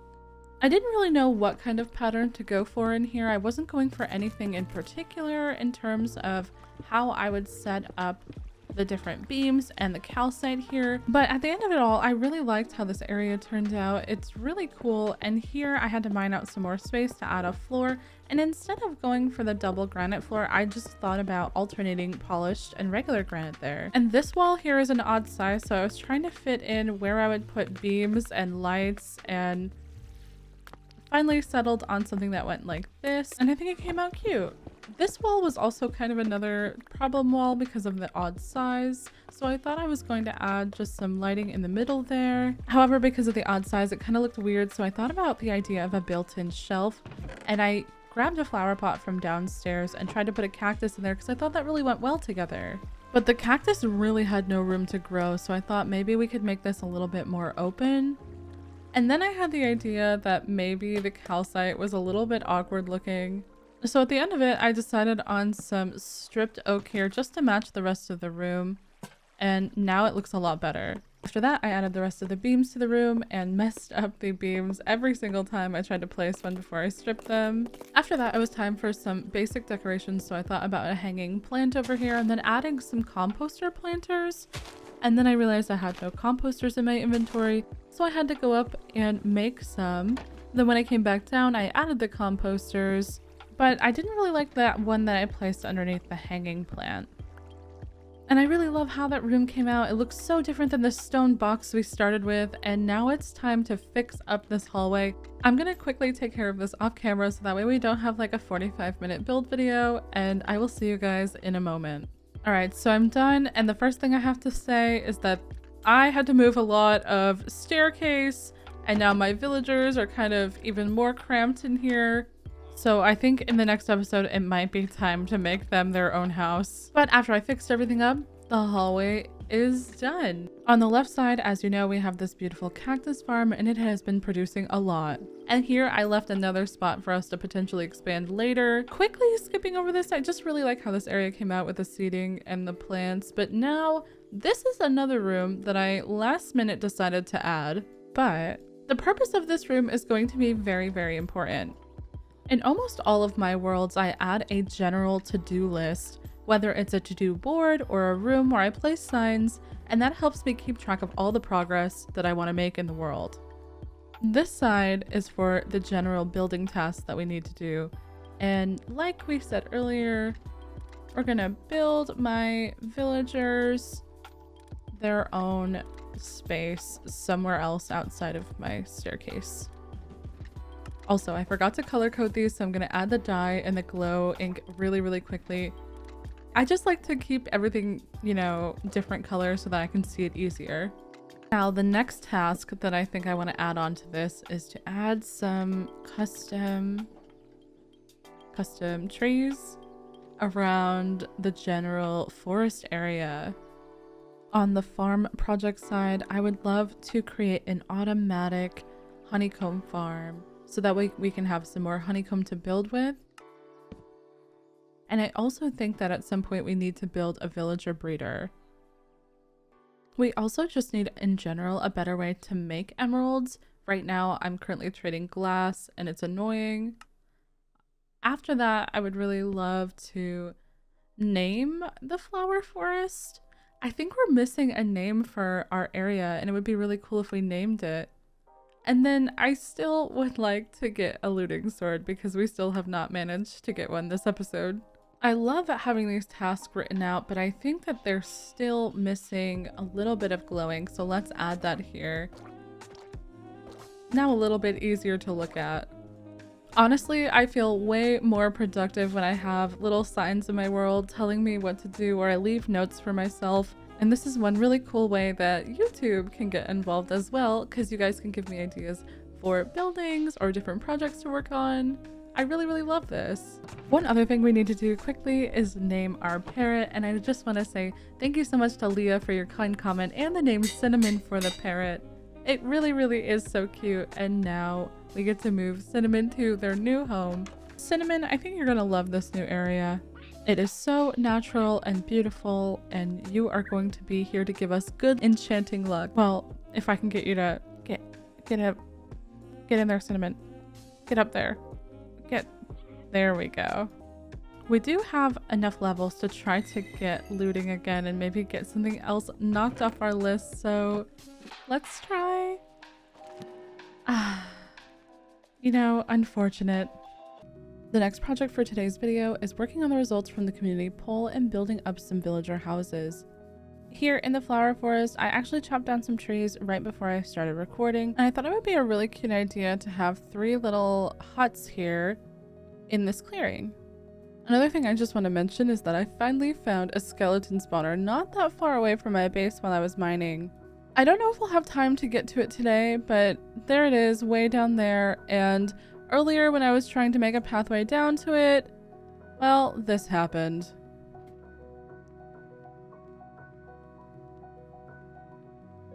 I don't know why I was trying to ladder from the top. I should have just went to the bottom and laddered. I should have. And on the way, there's a huge amethyst geode, which is pretty cool. I am so happy to be back in this world again, and I am so ready to start doing all the things that we have to do today. The first of many tasks being grabbing some more nether wart, and you'll see why later. Also, please don't judge me that this is in the project board room. I had no other space. But I have been updating the project board with lots of ideas from all of you here on YouTube, so I just want to say thank you guys so much for all of the wonderful ideas that we're going to be working on during the time in this series. And before we mess with this guy, we're going to have to go to the nether. Honestly, I think this might be the first time in my Minecraft career that I've gone to the nether with the intention of mining up netherrack. This should be interesting. Every time I see a skeleton with an enchanted bow, I'm like, I need one of those. And then I simply forget. Then when I got back, I started the painfully long process of rolling this villager to hopefully get some silk touch bugs. And before I trapped him, it was very annoying. At one point it became nighttime and he wouldn't do any more trades, so then I went and sheared all my sheep for something that we're going to be doing a little bit later. But then it was right back to actually breaking the lectern over and over again, hoping that one time we would be lucky enough to get silk touch. Finally, about 45 minutes later, the villager had the silk touch trade, and I didn't even realize it was silk touch at first. I was about to break the lectern. Now we can start gathering materials by adding silk touch to our axe. And in my chest, I found a feather falling book, which I didn't even know I had. Might have saved my life earlier. Luckily, we have most of the stuff already that we need for this project, but we do need a bunch of red and brown mushroom blocks, and we're gonna take the stems as well. I didn't even know you could bone meal mushrooms for the longest time, and all you really need is a pod soul, so this was actually pretty easy. I thought I was gonna have to go to a dark oak forest. The last thing that we need to get really quick is some acacia. And look, I know what you're saying, Frog, it's a horrible block, but listen, in Mizuno's, it's very pretty. Well, we won't be stripping it, we'll be using it in the plank form, okay? But listen, reserve your judgment until we use it. I brought over a chest full of materials that we can use to start building, and I'm going to set my spawn really quick, that way we can sleep and start clearing out some of these flowers. I am so excited to start building, and I just want to jump right into it. This tree also has to go. I'm sorry tree, please go away. Now for the base of our villager houses, we're going to be using a circle, and I'm going to make the outline of it with these acacia planks. It's going to be very simple, very small, very cute. Yeah, I think that's a good size. Next, we're going to be using the birch slabs to make this 4 tall total, so the 1 acacia and then the 3 birch. You know, I've been getting a lot of comments asking why I use slabs as opposed to full blocks. I just really like the Mizuno's feature that there are special textures that are really pretty for the double slabs. We need a doorway. Maybe a spot for a window? Yeah, that looks good. I like that. I'm going to use these red mushroom blocks to make a roof, and around the entire little hut, I'm going to make an overhang by 1 on the outside. At least to start with. Then we can come around here and finish this off.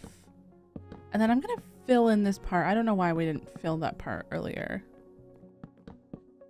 Now it's time to shape the roof, and I want there to be a window right in the middle. So I'm gonna go up by 3 on the sides of where the window would be. Then add 1 on either side just for a little bit of shape. And then on the diagonal, go up by 2 and continue that all the way around. And we'll see how that looks when we are all done. For a little bit more shape, I'm gonna add a plank and then mushroom blocks on top of it. And then I'm gonna fill the entire roof at the top with the mushroom blocks. Technically, you can make this a little bit rounded on the top if you want to by adding a section in the middle. We're gonna do that on this one, but I'm not gonna make it too high, just so that it stays kind of small to scale. Oops.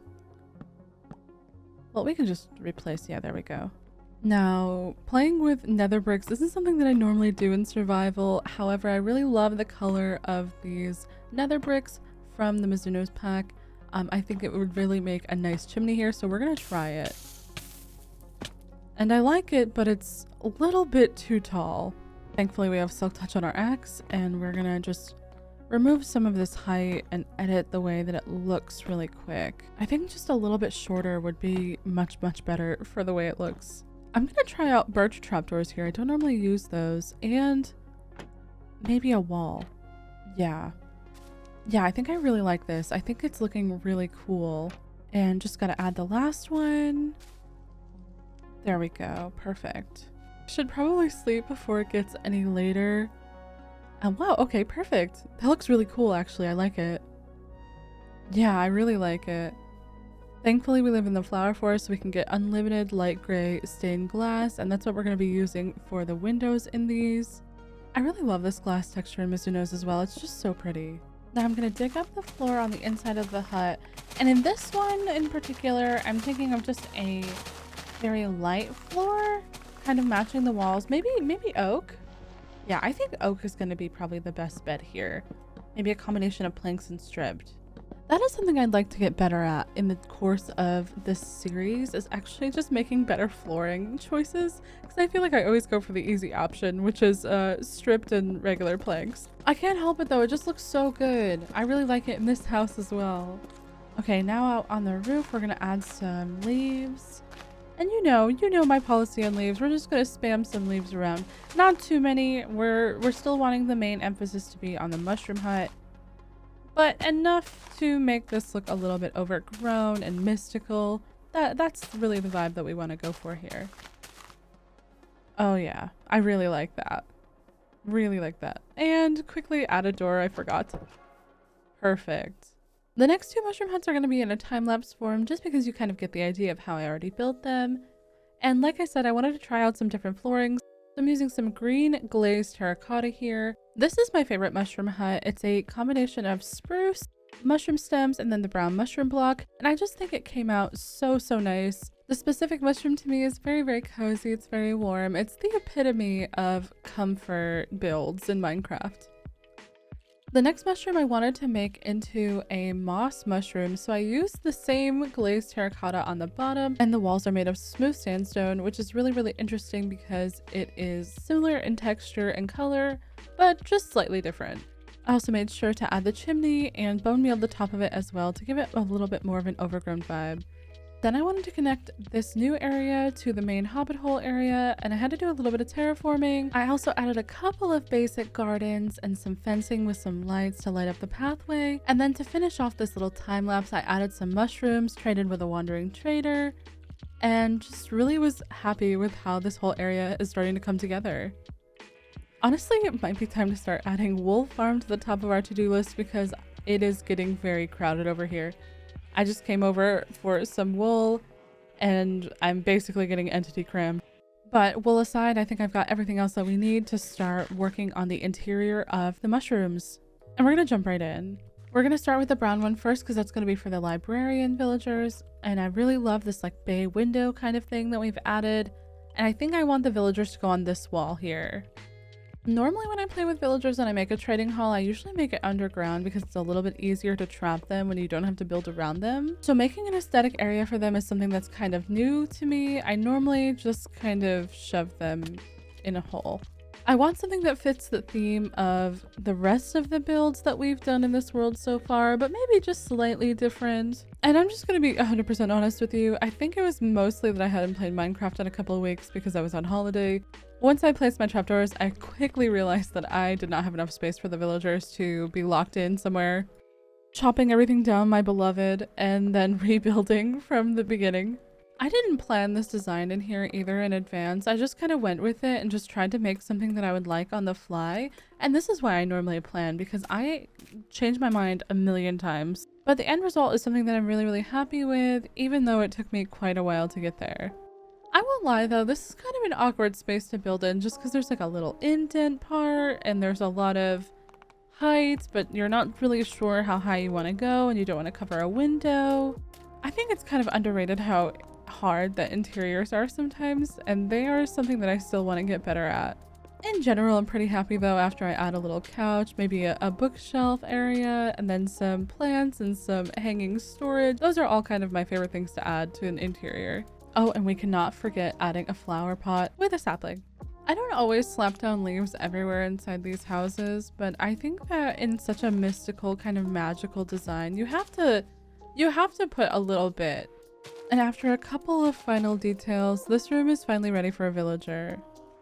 But honestly, I swear, this was the longest part of this video. It was so frustrating. I had to take at least 400 breaks. If you guys follow my Twitch, you know that I usually do villager stuff in my hardcore worlds, and it's never my favorite thing.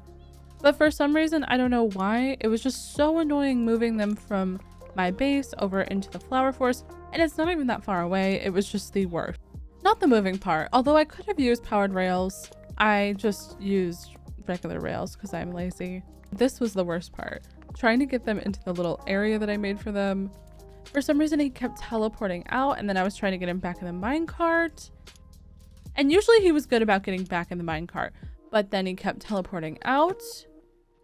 And if the villager wasn't teleporting out of this spot, for some reason he was just able to walk out from under the trapdoor, which I've never had happen where the trapdoor is in my entire time playing Minecraft. This was like attempt number 5. He was running away back, I guess, to the hobbit hole. I don't know where he was going.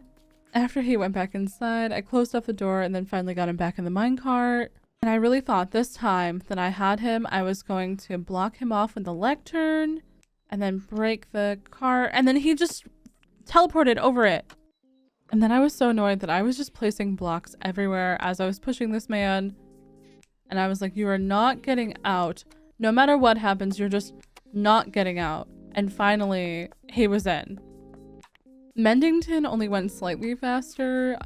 He was still horrible to try to get in here. I don't know why I had so much trouble with these villagers. They were just doing things that villagers are never normally doing in any of my Minecraft worlds. I seriously cannot understate how long this took. It really took about 2 hours for 2 villagers, and after this I stopped for the day. When I got back online, I started to play around with a carpet for this area, and I thought that the moss looked really cool. I actually really like how this entire thing came out, and then I wanted to add up at the top a little kind of chandelier, but I forgot chains, so I just used fences. It came out really cool. Okay, I'm finally done in this room, and I'm going to quickly, well, maybe not so quickly, go to the other mushroom and move the villagers. I'm gonna pop back in once it's done, so see you in a moment. What felt like several years later. I'm still feeling the exact same way I felt before about villagers. They are so good, but they are so annoying, and thankfully the mushroom looks really cute, so let's go see it. The extra details on the front of the house and the little gardens out here are so adorable. And I just really like how this came out. This one has our cottagecore villagers, and even though they're trapped in here, I wanted to add them like a little desk and a sleeping area. The bed is functional, even if it's a little bit weird. There's some storage in here for glass and emeralds. And the other mushroom is currently empty just because I don't have any more villagers, and I was using it as storage for all of the stuff that I've been using in this area. The main hobbit hole is actually kind of full right now and doesn't have a lot of storage, so temporarily I may just use this area for storage instead of going to find more villagers. However, I was thinking ahead and I did add a couple extra spots for some mushrooms right here and over there. And the only thing I really want to do left in this area is this middle part, but I have no idea what to add there yet, so I'm gonna think about it. Let me show you how the bed works. You can easily sleep and it's totally fine. And then your head is blocked so you wake up in such a weird spot. It's just so funny looking. Hi everyone. I was thinking about adding a tree here, but I think instead I'm going to dig out the area for a pond. We haven't added any ponds into our world yet, and I like the idea of this area just being a clearing in the middle of the forest rather than having, you know, a ton of trees. I'm not the best pond builder out there, I'm not gonna lie, but I'm just gonna go with what feels right, and then we'll see how it looks at the end. Hopefully good.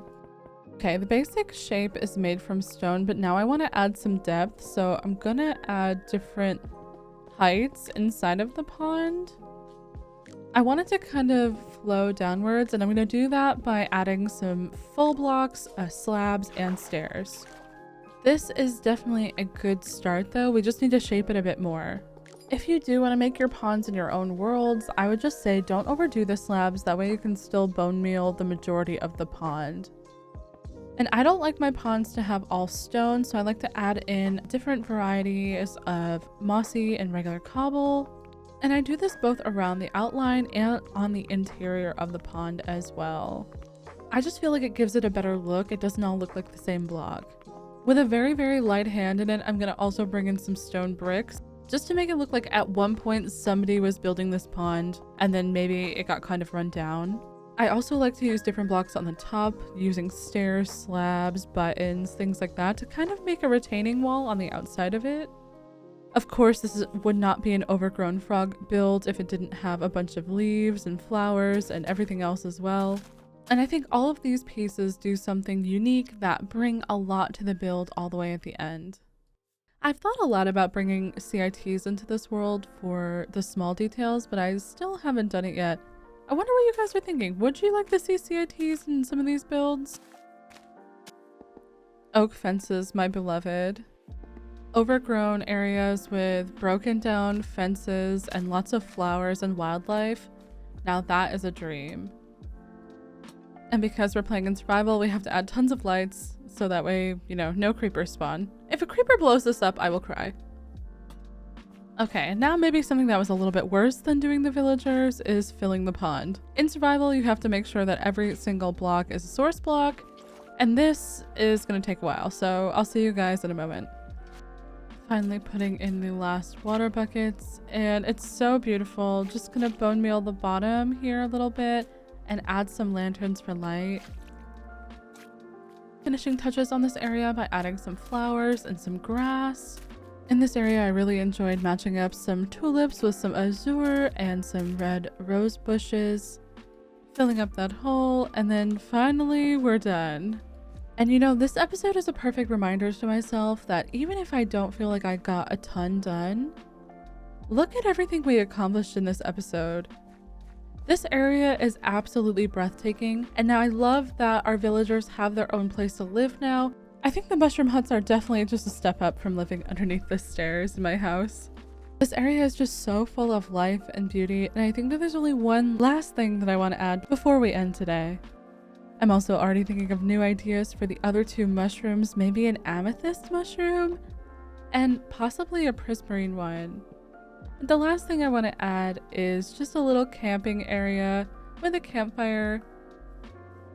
Ah, so cozy. In the last episode, we built up this mushroom area for all of our villagers, and spring has finally come to my region and to Minecraft. A lot of you pointed out in the comment section, however, that the pond would be a great place to put the axolotls that we have, because we haven't actually made an area for them yet. So I'm going to take your advice. And now this last very, very special one, who was named Tadpole by someone in the comments. There you go, Tadpole. They look so cute! Today we're going to be making a skeleton XP farm, and it's a project that I've needed to do for a while. But before we can start, we need to get some more amethyst and some deep slate. The skeleton spawner that I found is at -51 in the world. I'm thinking it's going to be a cool idea to keep some of the deep slate in there and also some of the other 117 and 118 blocks like amethyst, calcite, copper, all that kind of stuff. And luckily on the way down to our spawner, we actually have a exposed geode and I can fortune all of those beautiful crystals. The stuff I'm actually going to use for the spawner itself I already had, except for getting a little bit of extra moss, so I think with all of this in my inventory, we're finally ready to go down and start building. Actually, on second thought, I don't want to come back up once we start building and we only have 14 steak. So just in case anything happens, I should probably get more food. I think I left it in, yep, there it is. It's a long climb down those ladders, so I will see you in a second. I had to go back up again, but I think I finally have everything we need down here, except, yeah, we need some lava and luckily there's some right here. There's the spawner right over there, but before I actually start mining out, there's one extra thing that we need, and that is a slab to put on top of the spawner.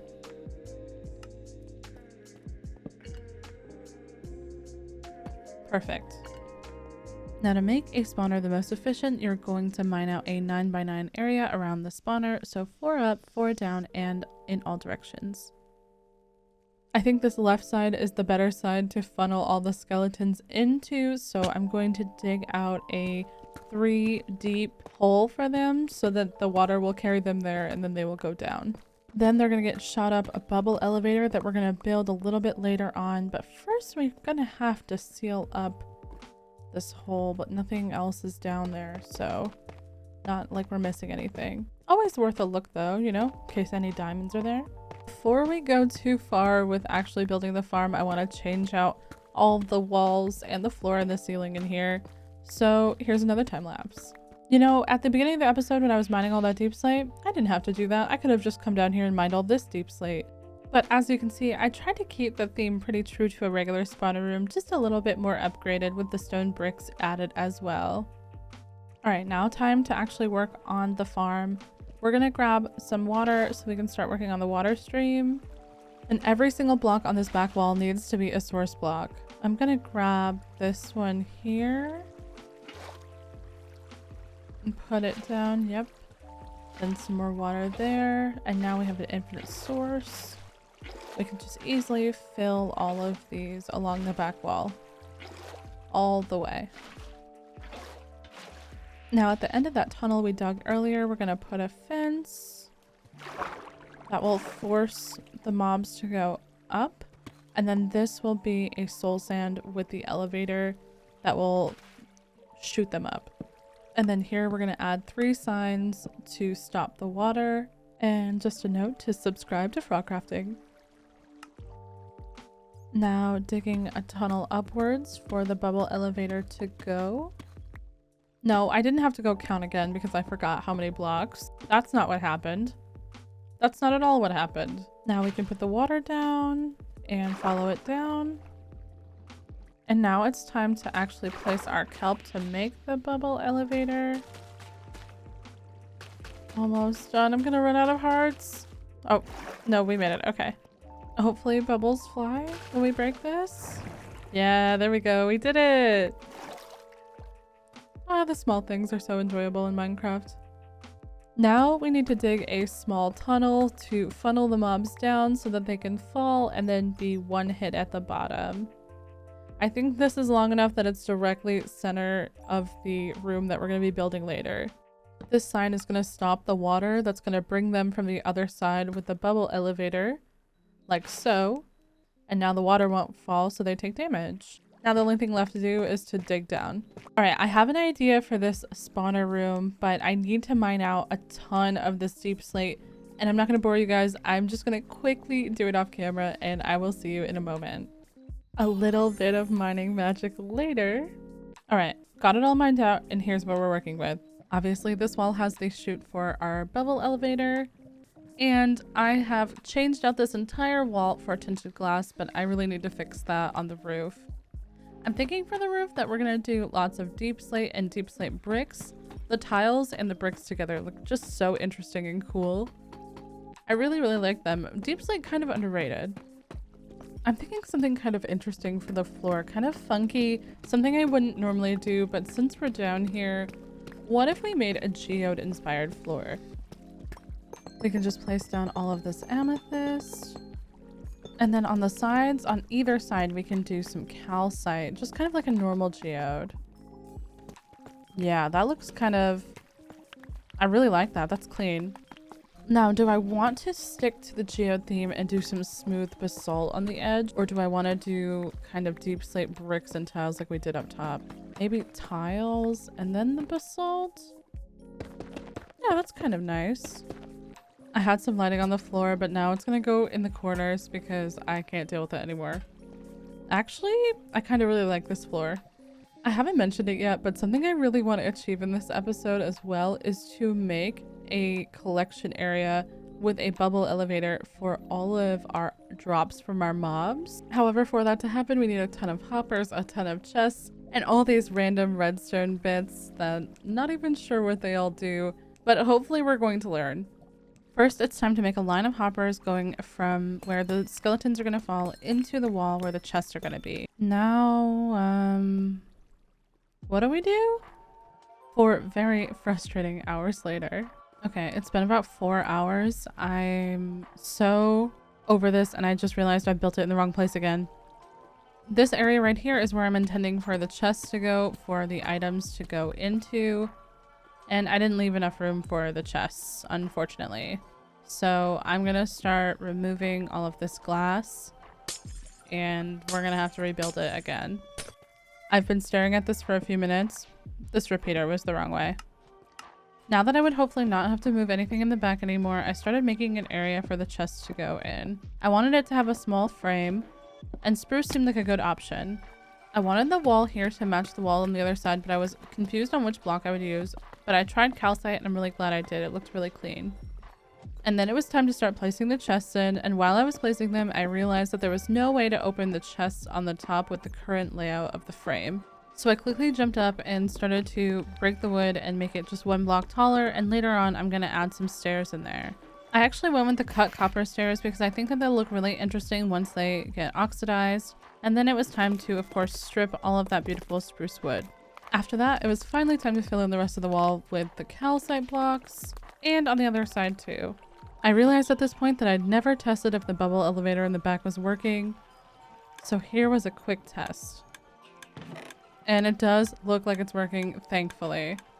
I've only got this 1 wall left to finish in this place, so I'm gonna jump out and come back when it's all done. Hopefully we have a really nice spawner at the end. Okay, before I show you the room, it's time to take the torches off of the spawner and make sure that it's working correctly. I haven't tested this yet, so I'm a little bit nervous, but it should be, I think it'll be fine. Just gotta reach around and get that last torch. There we go. And oh, 1 already spawned. Okay. Backing up. All right, close up that hole. Then we can pick up all of these blocks, and he fell. Let's go. Oh yes, I'm so happy it works. As for the rest of the room and the design, I kept it pretty simple, added some leaves, you know, my complete signature in Minecraft. There's an anvil over there in case I want to combine any of the bows that I get from the skeletons. And this will have the entry and exit, and it's right over here by the windmill, so we're going to build a cute little build on top of this. But now I think it's time to start repairing my tools with this awesome farm. I really need to get Sweeping Edge on my sword. Also, if you've ever used Mizuno's before and you're noticing the glass looks a little bit different, I edited it.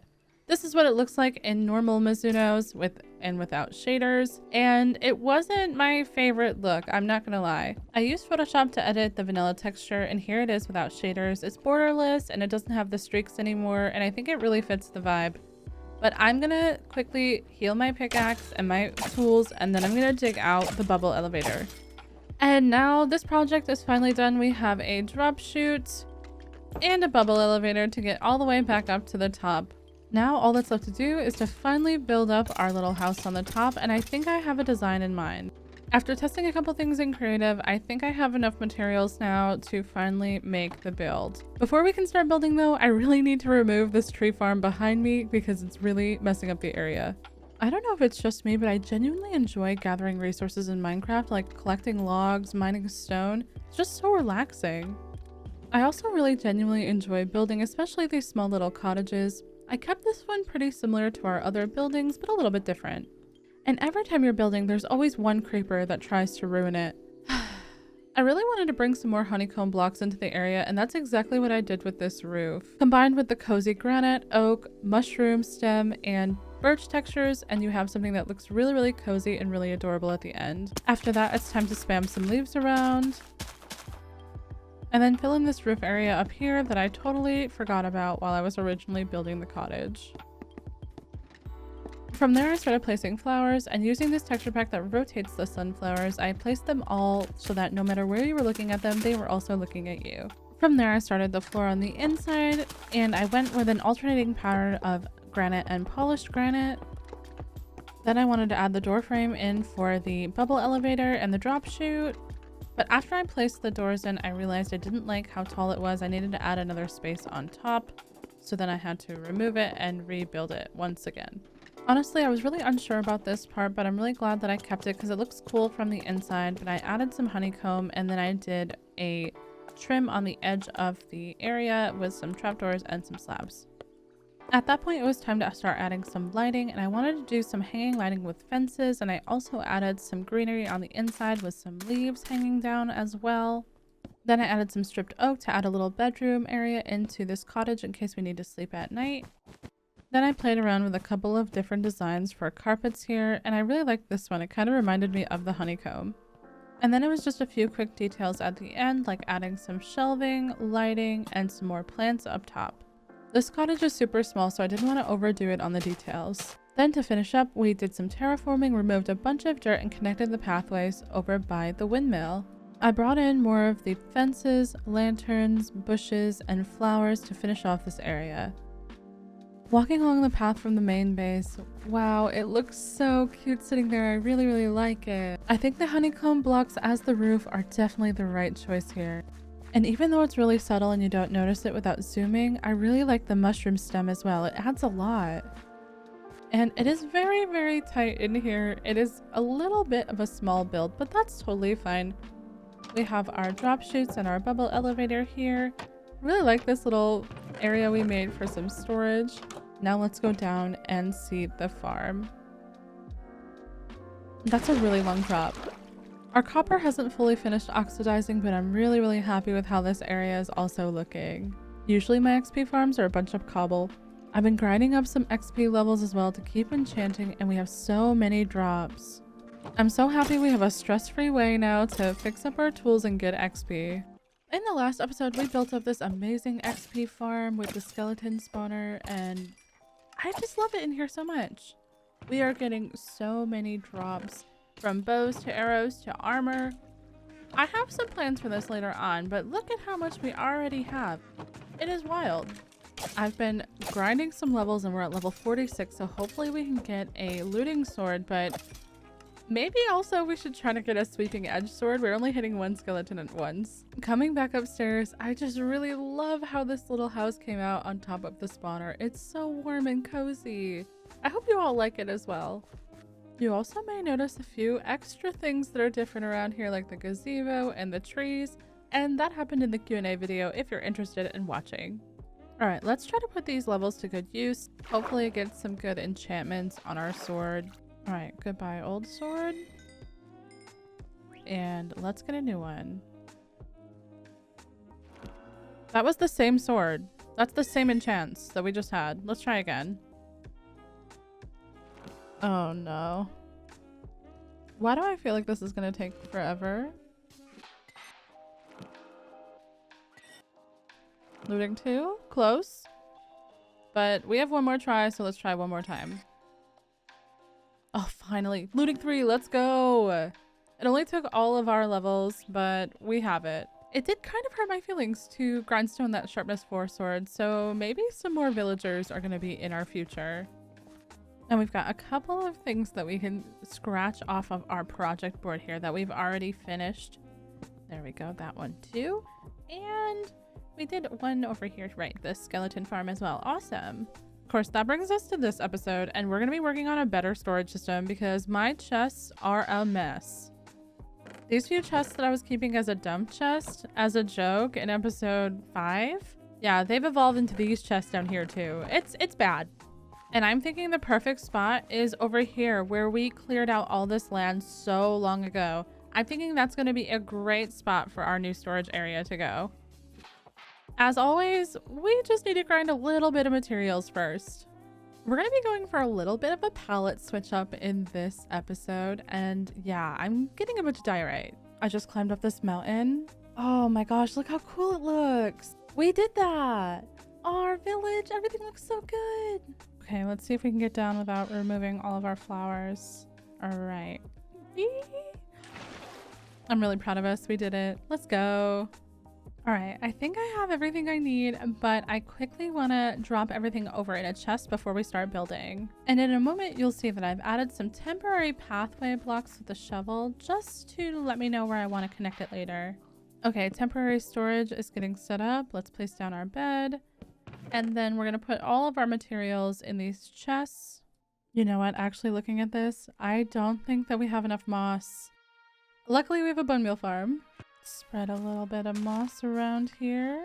And I just made this diamond hoe with efficiency, and now we can collect so much moss. While I'm over here, I'm just going to grab up a couple of stacks. That way we definitely have enough. I mined so much moss that this entire hill is almost basically gone, and it's dark, so we should head home. All right, with the last bit of moss collected, I think we're finally ready to start building. We've got everything we need to make a really cool build here, and I'm super excited. Let's go. Time-lapse time. You know, it never really occurred to me until I was making this build that I had not used spruce yet in this world, and that seems like a crime, honestly. For this storage, I really wanted something different than I'd ever done before. I didn't want to just do a basement storage, and I wanted it to be very fantasy-like and also resemble the Hobbit hole in some ways to tie this entire area together. Using the moss made it feel really cozy and overgrown in a way, and then I wanted to add a little tower on the top as well. But I built it the wrong height because I wasn't counting, I was just vibing. Does anyone else ever do that? You're just listening to some music and then building, and suddenly, you know, now it's hours later and you have no idea what you've done or if you counted correctly. Luckily, it wasn't hours. I actually had to build it back onto this one. No Hobbit hole in a mountain for this build. And the back came out decently. Kind of mirrored the front and added some windows. And then it was time to add some leaves and some details everywhere. And even though we're not done yet, what a great start onto this build. Just need a little bit more leaves right here. Maybe on the other side as well. Yeah, that is looking much better. Much better. Also over here, we're going to replace some of this moss with green concrete powder. It's just going to make it look like a different color of moss, and I think it blends pretty well. We can quickly do the same thing on the other side, just to give this a little bit more texture. Yeah, I like that a lot. Moss is such a wonderful block. This build is really different, but I really think it fits. I like it a lot. Someone suggested to make a fountain in this world, and I thought that this could be a really good place for a fountain, but once I started building it, I wasn't sure of the location, so I built it up anyways. And then after I stepped back to look at it, I decided no, that is too close to the build. It looked a little bit weird. So instead, I replaced it with a little garden. Okay, I went a little bit bone meal wild, used a bunch of it, and now there's so many plants everywhere. I love it here. I do want to add some plants to the roof and also out front, so I'm going to start with some lilacs. But we're going to finish that up later. I'm thinking to start the interior now. I want the floor to have a similar vibe, so we're going to go with these double polished diorite slabs, and they make these beautiful bricks. Yep, that looks amazing. Now, ironically, for being a storage building, this isn't the biggest build that I've ever made, and I'm thinking adding all of these barrels up here will give us some extra space. Crafting up some chests because I think the next thing I want to do is figure out where I want all of my double chests to go. I think that area there would be really great for bulk storage, like stones and everything, and maybe some on the other side as well. I placed 2 chests and then I ran out, so I had to make some more. Yeah, I definitely like the idea of bulk storage being there. And then maybe along this wall, we could have some more double chests. Yeah, that would work. Maybe we can make a little workstation area too with some barrels, and in the middle, a crafting table. Maybe a couple extra. We can add some trapdoors to the inside to make it look like a big, like, shelf. That would look probably, yeah, I love that. And then let's add a couple of extra chests too on either side. Let's swap out this lantern on the workbench and add the stone cutter, and we can just move the lantern up. I added a couple of extra chests around the door, and I'm thinking it's time to actually start sorting everything in here. I'm not going to bore you guys, so see you in a bit. Too many hours later. Okay, quick status update. I have moved so much of this over already. I would say we're about halfway through, and wow, it looks magical. I've got some stuff sorted by type, like all of these different woods over here. Wait, while I was just sleeping, I think I heard a zombie villager.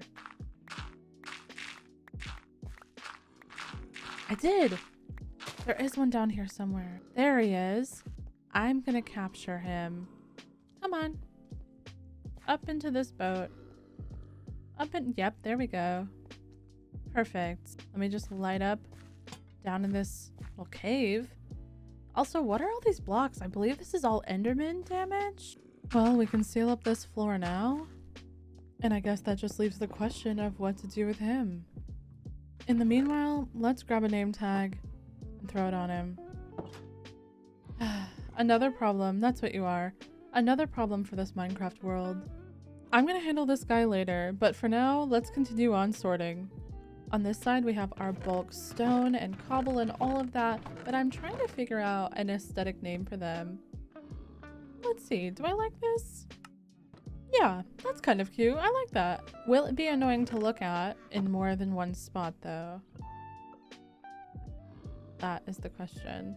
No, actually, I like that. All right, let me get all of these named and finished sorted, and then we can come check out the finished results. Okay, update time. I think I have everything moved over, except for this mob loot chest. I have to put those all in their individual chests still, like this. But I have some extra free space over here. Little workstation. Want to add some blast furnaces, and then maybe a little area over here for some nether wart. Just so we passively have some growing all the time. Yeah. Now I think it's about time to cure this zombie villager. So we're gonna splash him. Then a golden apple. And now we wait. Alright. Well, I've been thinking, and I think making him into a farmer is the right move. Now just take the job. You know? Composter job. All right, finally. Ooh, potatoes and carrots. Let's go. Okay, we can go outside really quick and grab some of our carrots and potatoes. I'm really hoping that this guy gets pumpkins and melons for trades, and we can level him up until we find out. Hopefully he has both. Did you know that you can actually use fortune when you're harvesting your crops to get more drops? Beetroots and wheat will only drop seeds, but carrots and potatoes actually drop more carrots and potatoes. Pretty cool. All right, and now time to do some trading. We can start out with just our potatoes to level him up to apprentice? Journeyman? I don't know what the next one is. Apprentice, right. And he didn't get pumpkins. Unfortunate. But hopefully he will get melons. Oh, okay. At the journeyman level, he did get melons, of which we have 0. So this could be a potentially good project to work on for the base. I just realized that I have no idea where my minecarts and my rails are, and maybe they're in... Wait, where's the door? Where did the door to this mushroom go? Is it... I'm confused. Honestly, I forgot that there was stuff in here, but there is a door and I found all of the mine carts and the rails. So let's replace the door over there really quick and then we'll move this villager. I'm still not 100% sure how this happened, but possibly zombie attack? No clue. I don't see the zombie anywhere or the door. I'm gonna sort the stuff in the other mushroom between the episodes because I don't want to drag this on anymore. All right, let's try to get him in the minecart now. Hopefully that was surprisingly easy. Okay. Now I'm gonna lay out a track for him to get over into the mushroom village. And I'm just gonna cut through all of this grass that I just placed. Now we'll give him a little push. Hopefully he starts going down the track. We're gonna pick up all of this, place the door back down, and continue to pick all of this up so we don't have a mess. Okay, for some reason he's stuck there, so let's push him around. There we go. And you know it, picking up more rails while we're behind him. That's the name of the game. I think one more little push up into here will get him in, hopefully. Perfect. Yes. All right. Clean all that up. All right. I'm going to make him a temporary box to sit in so that later on I can make this into like a farmer's mushroom once I have another villager. But for now, sorry, buddy. You're sitting in the basalt. And like I said, later on, we're going to be switching this up. But for now, I'm going to grab some more stuff to bring over. I will bring over the rest off camera and sort it all. I also just want to thank everyone who guessed what the build was going to be from the community post. Here are all the correct guesses on the screen. Even though it doesn't feel like we did much in this episode, we still did so much, and I just want to thank you all so much for coming. In the last episode, we built up this amazing storage area. So far, I really love it in here, and wait. Please go away. Anyways, it looks amazing. Thank you all so much for the positive feedback, and now we have to decide what we're going to do today. I think we're going to focus on making an automatic honeycomb farm today because I don't have enough blocks to build with. Also, I updated the map again and look how good it's looking. This was before in episode 3 and this is up here now and it looks so amazing. It's looking so cool. I want to expand into the flower forest a little bit more and I think this area is going to be the perfect spot to build something for our bees. Maybe a greenhouse. But I'll be right back. I'm going to take away all of these trees and then we'll continue working. All right, trees are gone. Now it's time to get some grass and let's get 5 stacks. That should be enough. We're just going to smooth out some of that unevenness. And when I'm smoothing things, I just like to put kind of an outline of maybe where I want my blocks to go and then slowly fill in over time. I never really plan how I'm going to smooth until I'm actually doing it, so this step is really important just to make sure that I don't overdo it and then have to tear it all back up. Once the majority is filled in, then you can focus on the small details on the sides, like fixing up this to make this look a tiny bit better. At least we hope so. Now I'm trying to plot out potentially a path to where our pathway is going to connect to the greenhouse. Maybe... yeah, I think something like this and then having the greenhouse set back there will probably look really good. There is only one small problem. We have no bees. Before I updated my world, there was a small bug where bees would die once they would go into their hive and never come out again. I'm going to search the rest of the flower forest hoping to find some bees. There are none in here. This is an old hive that we took down. We'll just take the tree too. Okay, that one has potential and it has honey. Maybe there are bees over here. I see one. Bees. I hear another one. Hello. Hello, angels. Oh my gosh, another bee. How many bees are there? All right, darlings, come with me. We're going over to our home and we're going to put you in a greenhouse. It's going to be great. Trust me. All right, follow the flower. Little tulip for you. Just a tiny bit further right around all these trees. And temporarily, I'm just going to leave you guys here so I can go find some more bee friends if possible. I want to grab that hive from earlier. And there's another bee. Okay. And the hive is right behind it. So I will grab this guy when we come back. Let's grab the hive. Total bee location. Wait, isn't that the advancement for having a full beehive? Doesn't that mean it has 3? Well, we're back at the base and we got a couple of extra hives. We have 3 extra ones now. And that's pretty incredible. I'm going to put these over here by the other bees. And we're just going to leave them for later on when we make the farm. I think that sounds pretty good. Oh my gosh, they are so cute. Look at them just fluttering there. Oh my gosh, bees. Since we're going to be building a greenhouse, I went and got a bunch of sand and I'm going to smelt all of this up now and try to get the rest of the things while it's smelting that we're going to need for the build. I think I'll have enough oak for the next like 5 builds, but I definitely need more spruce. No one mentioned that I just got rid of this little tree farm that I had over here and I replanted the spruce tree because the podsole's already there. Okay, no one mentioned that. Even though we have feather falling, we're still going to safely chop this tree.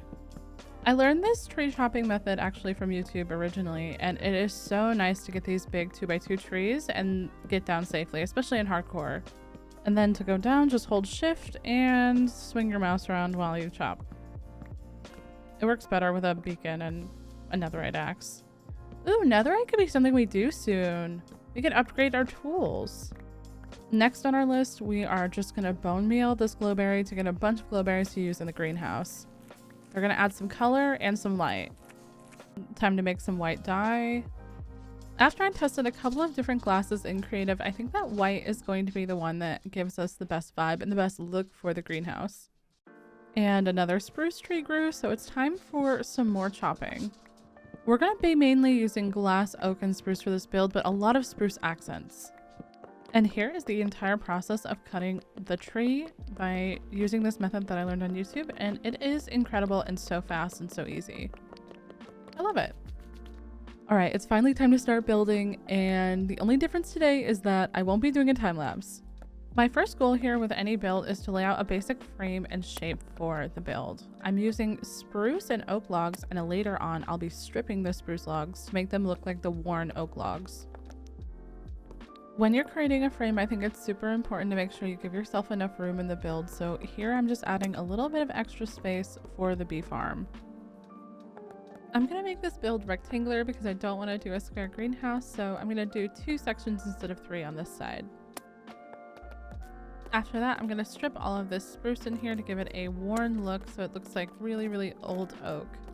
This step does look a little bit better with no texture pack on though. Then it's time to fill in the back and the side and finish stripping up all of these logs. And then at the end, you have a nice sized greenhouse that will hopefully fit our bee farm. Then out front, I added a little entryway area and I wanted it to be the same size wide as the middle portion. And then again, stripped all of the spruce.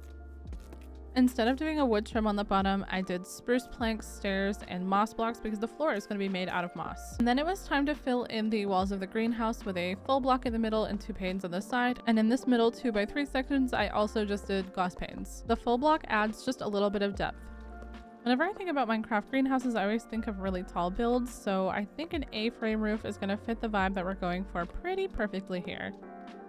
At the top, to give it a little bit more structure, I'm going to add a wood beam going all the way across, and that'll meet up with their other side later. And here's just a moment that I had after we added the other side of the roof, and it's looking pretty good. Then it was time to add the overhang to the front side, and I wanted this to have a similar shape to the rest of the A-frame, but just a tiny bit different with some slabs and some full blocks. Then it was time to connect the roof overhang to the front entrance for the building and try to mesh that together.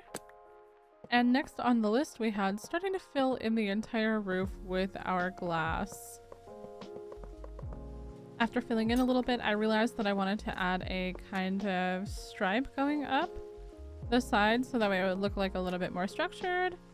And I connected that to the very top using some stairs and trapdoors. And then once again, it was time to fill in the rest of the roof. And yes, this is a lot of glass. On both sides of the greenhouse, I added flower boxes hanging that I was going to fill in with flowers later.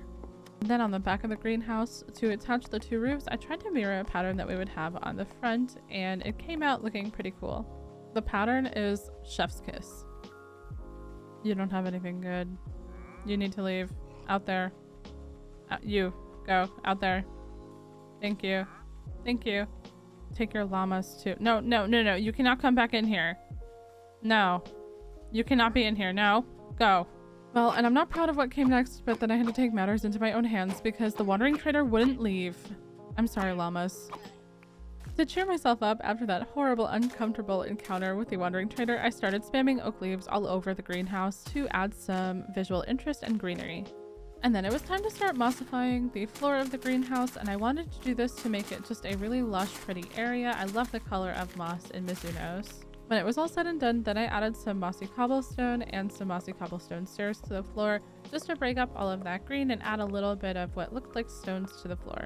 In the middle, a spore blossom, and then lots of leaves in both oak and birch all around. The pink of the blossom leaves for the birch leaves adds so much to this area. It's so pretty. You can quickly hang up some lights here in the greenhouse. And I also want to add some hanging plants with flower pots and chains and flowers as well. I like the idea of doing this to kind of emulate the hanging flower baskets and hanging lanterns as well. Then it's time to go in with some glowberries and add a few vines here and there. And then I made a table out of some scaffolding. And I hung up some shelving using some spruce trapdoors all around for some extra storage and decorations. Going all over and adding some flower pots and some leaves definitely made this feel even more like a greenhouse already than it did. And then after that, I added some lanterns, some chests, some barrels, and all that kind of stuff all over to give this a little bit more of a lived-in look.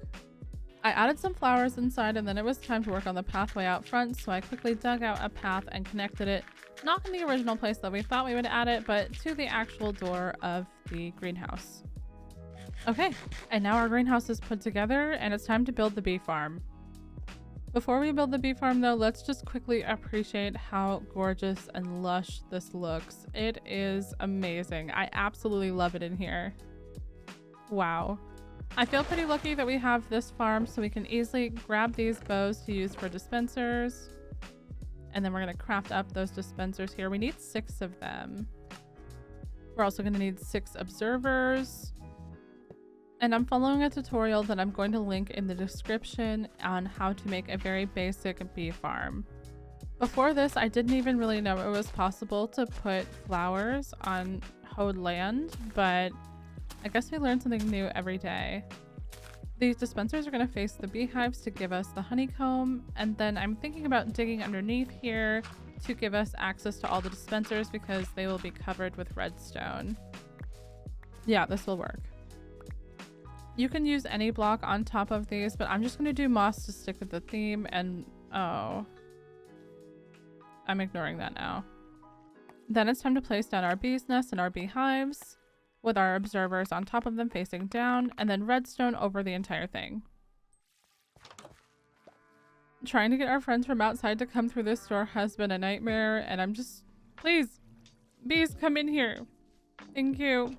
All right, flower, flower, make babies, and I will take back all of those leads.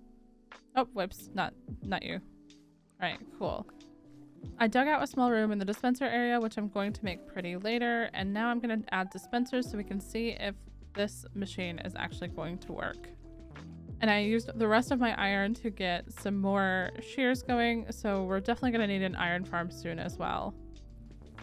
All right, the bee farm is done and working. I added the glass, and now I'm going to work outside adding some different things to the area.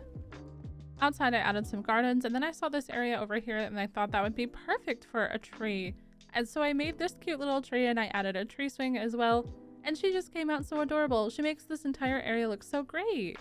Okay, I think I just got the most lucky with this sword enchant, and we can combine this with our looting 3 sword. This is awesome. We just have to use the anvil to combine them. 16 now. 14? It's gonna cost 14 levels? Ah. I guess worth. And let's put mending on there too now that it's actually a decent sword.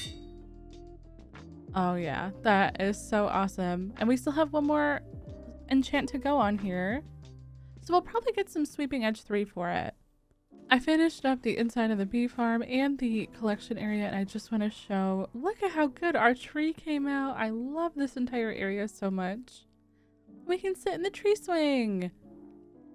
Oh, I love this.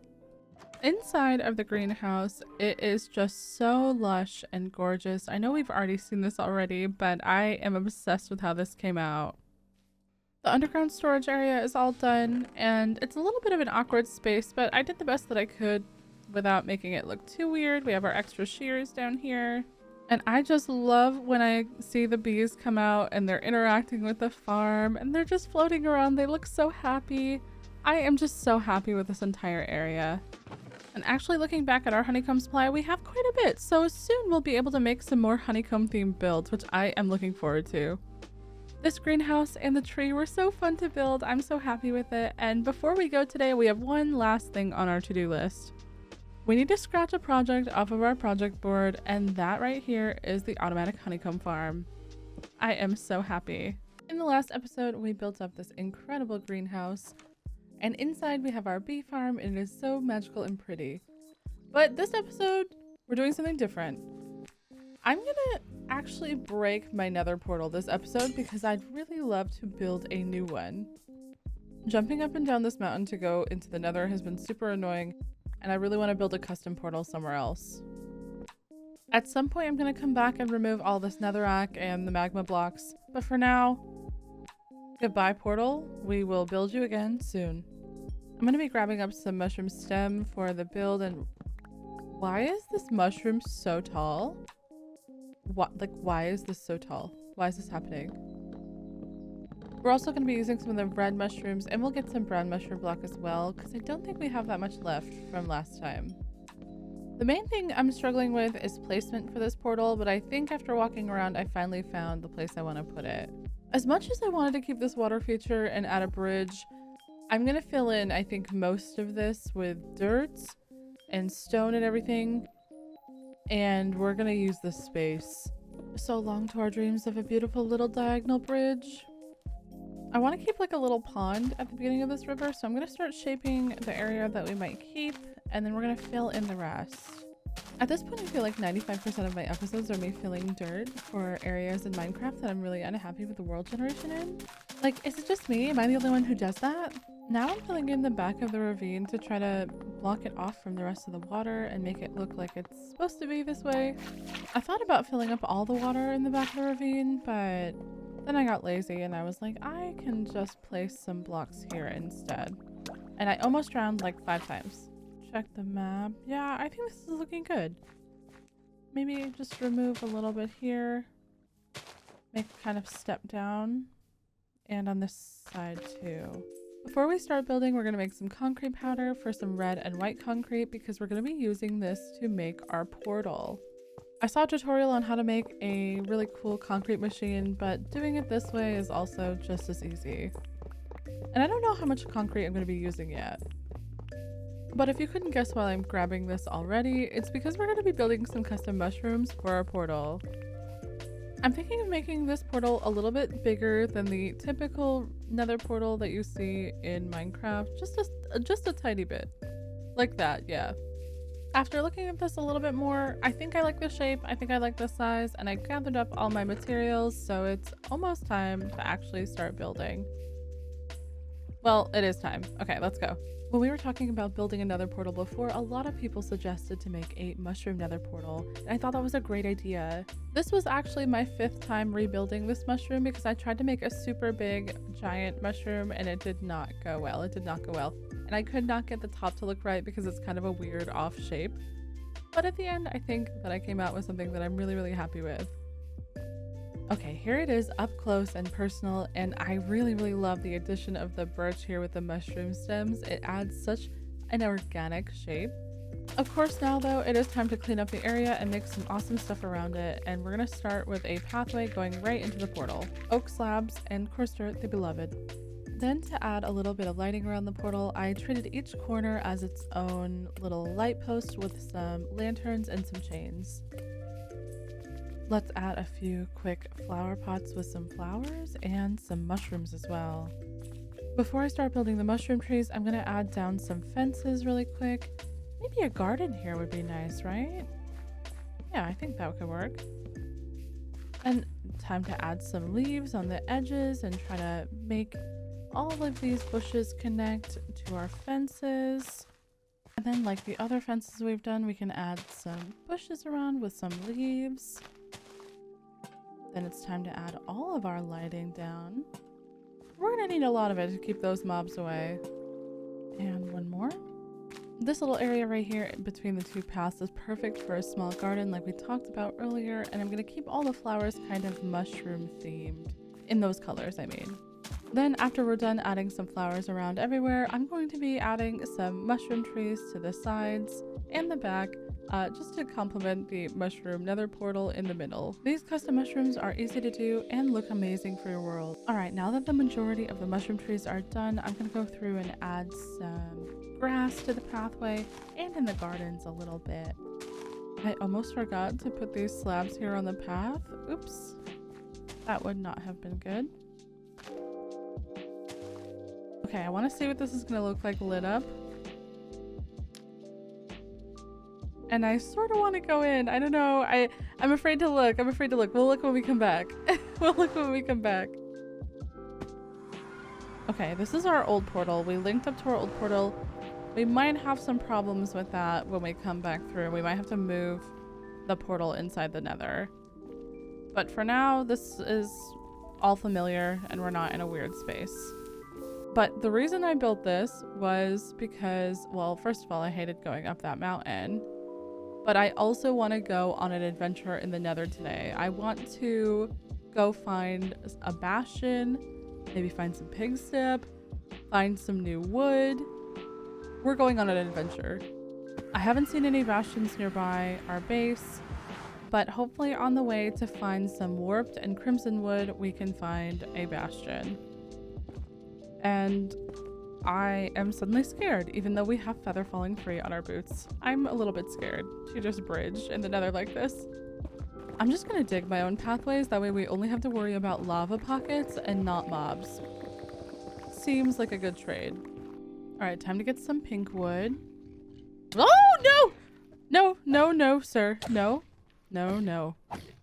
Please. That was scary. Oh, no. Oh, no. I forgot that those pigs were a thing in the Crimson Forest, so we're gonna have to watch our back around here.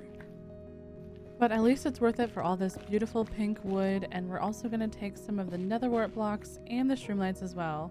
I want to do a couple of projects with this wood in the future, and maybe even a nether build. And I think that they're kind of underrated, and it would look cool if we incorporated them. There are like 4 of those big pigs over there. They're chasing me, and I'm gonna just pillar up over here and shoot them.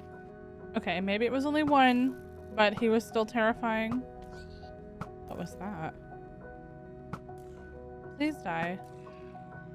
On the map in this direction, I saw a warped forest, and that is the one last bit of wood that we need to have all of them, and it's right up there. Not if a ghast kills us first, though. I think this is my... Yep. Let's go! Hot tourist destinations! This is my first time in a warped forest in this world. And now here's a quick speed chop down of this giant warped tree, grabbing all of this beautiful wood for a later on project. I don't want to show the entire 30 minutes I spent here, but we got a couple stacks while we were here. Hello? Dream? I'm just kidding. I did manage to spot a bastion over by the warped forest, but my inventory is completely full, so I'm gonna go dump all of this stuff, and then we're gonna go see if we can find pig step. Wait. This isn't where my portal was. Oh no.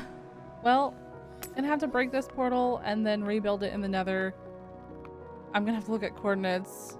Oh no. Alright, if we go over to this portal and hit F3, then we should be able to see where it says XYZ. We're gonna have to divide that by 8. I'm gonna get a calculator.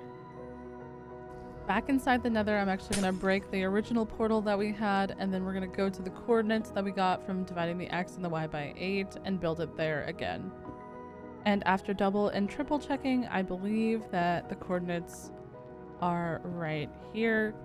And I had a really interesting thought, so I'm going to build this portal in the same shape as the portal that we built outside of the nether. Excuse me, sir. I am trying to record a video here. Please leave me alone. Thank you. Anyways, I'm making this the same shape as the one in the overworld, so that way maybe we could put a nether mushroom. Like mirror our portal, but make it like a nether-based mushroom on the inside. That would be pretty cool. Now we're back in the right spot. Hopefully it stays this way. And we're about to go to that bastion that I mentioned that I saw earlier. A little bit scared, but I'm prepared. The bastion's over this way through this wall, and I'm just gonna dig another pathway there. It's just one of the most efficient and safest ways, you know, since we're on our way to death, probably. All right, bastion's right over there. I'm a little bit scared, I'm not gonna lie. I'm also realizing at this time that I forgot my shield. But we have a bow. Let's try to take out some of the brutes. And if I could hit a single thing. Well, I mean, I'm hitting that one. Oh, not that one though. Okay, no one judge me in the comments for this. I'm trying. Okay, I don't see any more brutes. But maybe we can just... Yeah, let's make a barrier around the chest so we can loot. No one will even know we're here. They will simply not see us. No pig step, unfortunately, but we can take a bunch of this. I don't know what we'll use it for, but we'll take it. Please, pig step? Oh. Sad. Okay, I think they can come from this way. Oh, no, sir. Oh my goodness. That scared me. How do they know I'm taking the gold? They sound so mad. Hi. Come here.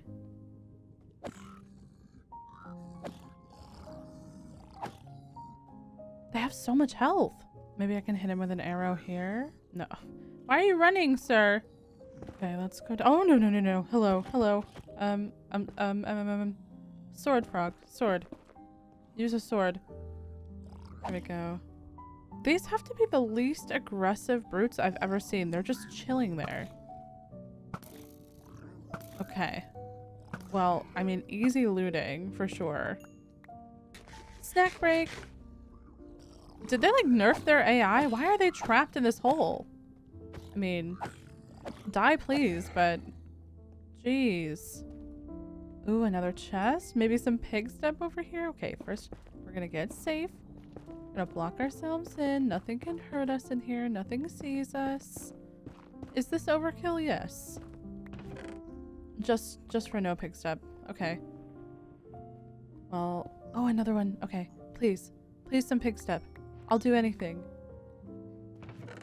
Oh, ancient debris. Let's go. We can get some netherite soon. Please die. Please die. There's this. You're worse than the piglin brutes. Oh my gosh. Go into the lava. Go. That's what you get. All right. I'm just gonna scale up this wall really quick. Oh my god. What is... I hate the nether. What is wrong with this place? I am never coming back here. Never. I just want pig steps so I can leave. Please. This is... There's so many piglins in here. They're all so mean. And kind of stupid. They're all kind of stupid too. Use a pickaxe. Nothing? Okay. Oh, that's fine. That's fine. He's not scary. Throw that down. I don't... Bone blocks. Yep, we're just gonna use bone blocks. No pig step. Alright.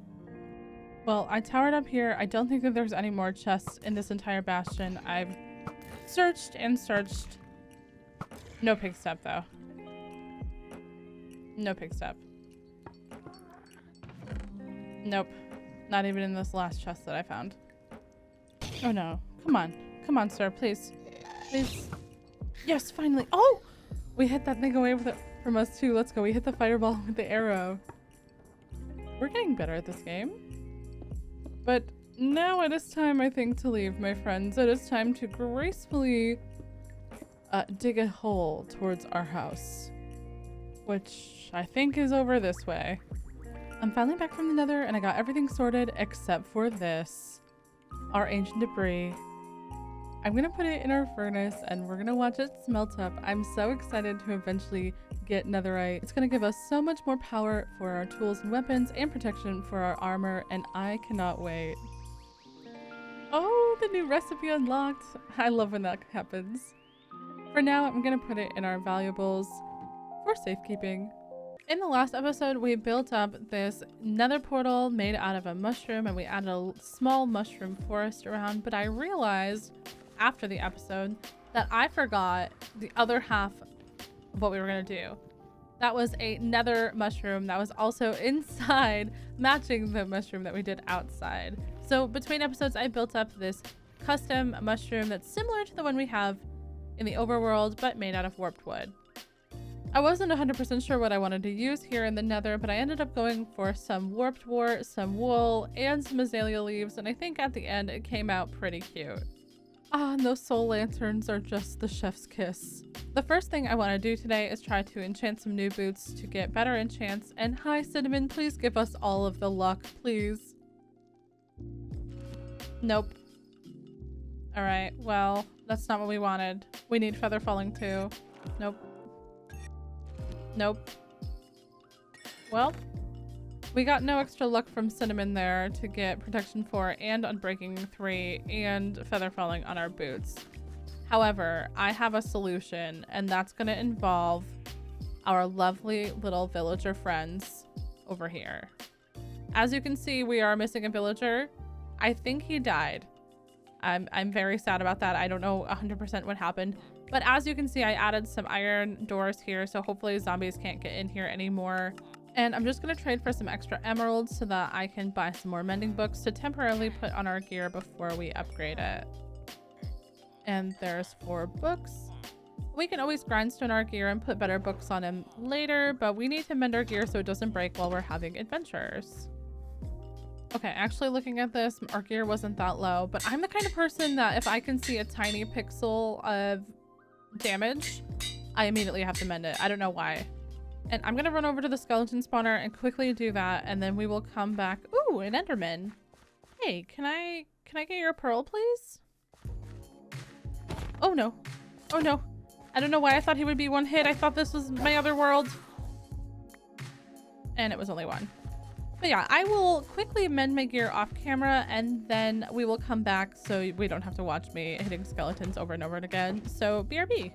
All right, all back, fresh mended gear. I'm feeling good, and now it is time to talk about what we're actually going to do in this episode.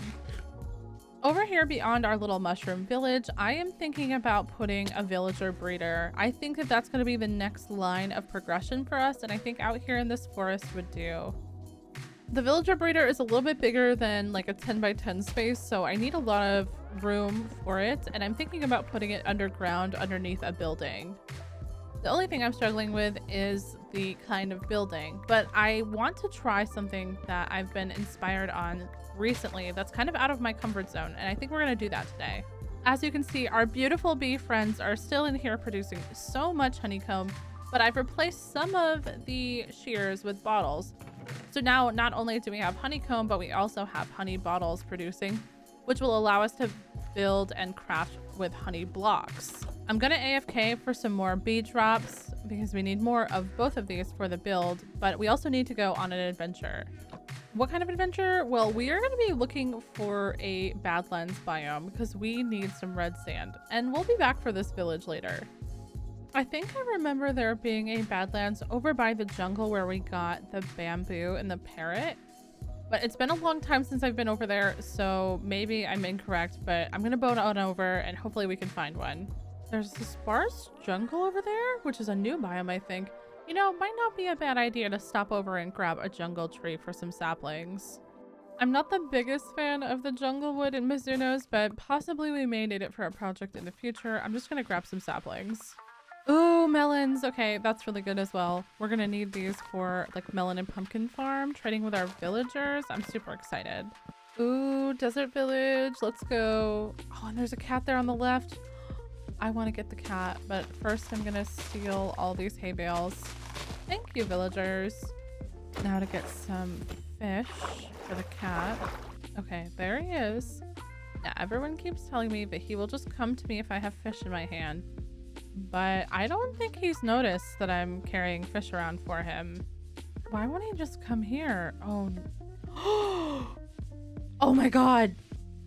We just saw him kill a rabbit. We saw him a murder. You know what? I've decided that I'm over it, and it's kind of a vibe that you did that right in front of me. You just had no cares. I respect it, cat. Oh, finally, there we go. That is what we need, some red sand. And I'm sure you're asking yourself, Frog, why do you need red sand? Well, we are gonna make some smooth red sandstone, and I don't think you can make it any other way besides with this sand. I don't know quite how much I need. I'm gonna try to get a couple of stacks, and then we'll see how it goes from there. It wasn't too far away from our base, so we can always come back if we need more. All right, sand acquired, and now it's time to head home. Of course, with our little cat friend in tow. I just love how these shaders look when you're on the water. It is so pretty. Oh, wow. The sky is so nice. I know I say this all the time, but wow. I'm gonna put my bed down and sleep here really quick. Oh, okay. We're just sleeping in the water.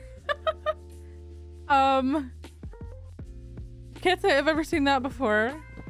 We're finally back home in the flower forest, and that means that we're going to be able to start building soon. But first, let's sit down our kitty in this clearing. I think that this kitty should be over here with our villagers. We gotta think of a name for you. Hopefully by the end of the episode. Okay. Glad I got more than one stack of this because this is actually quite expensive.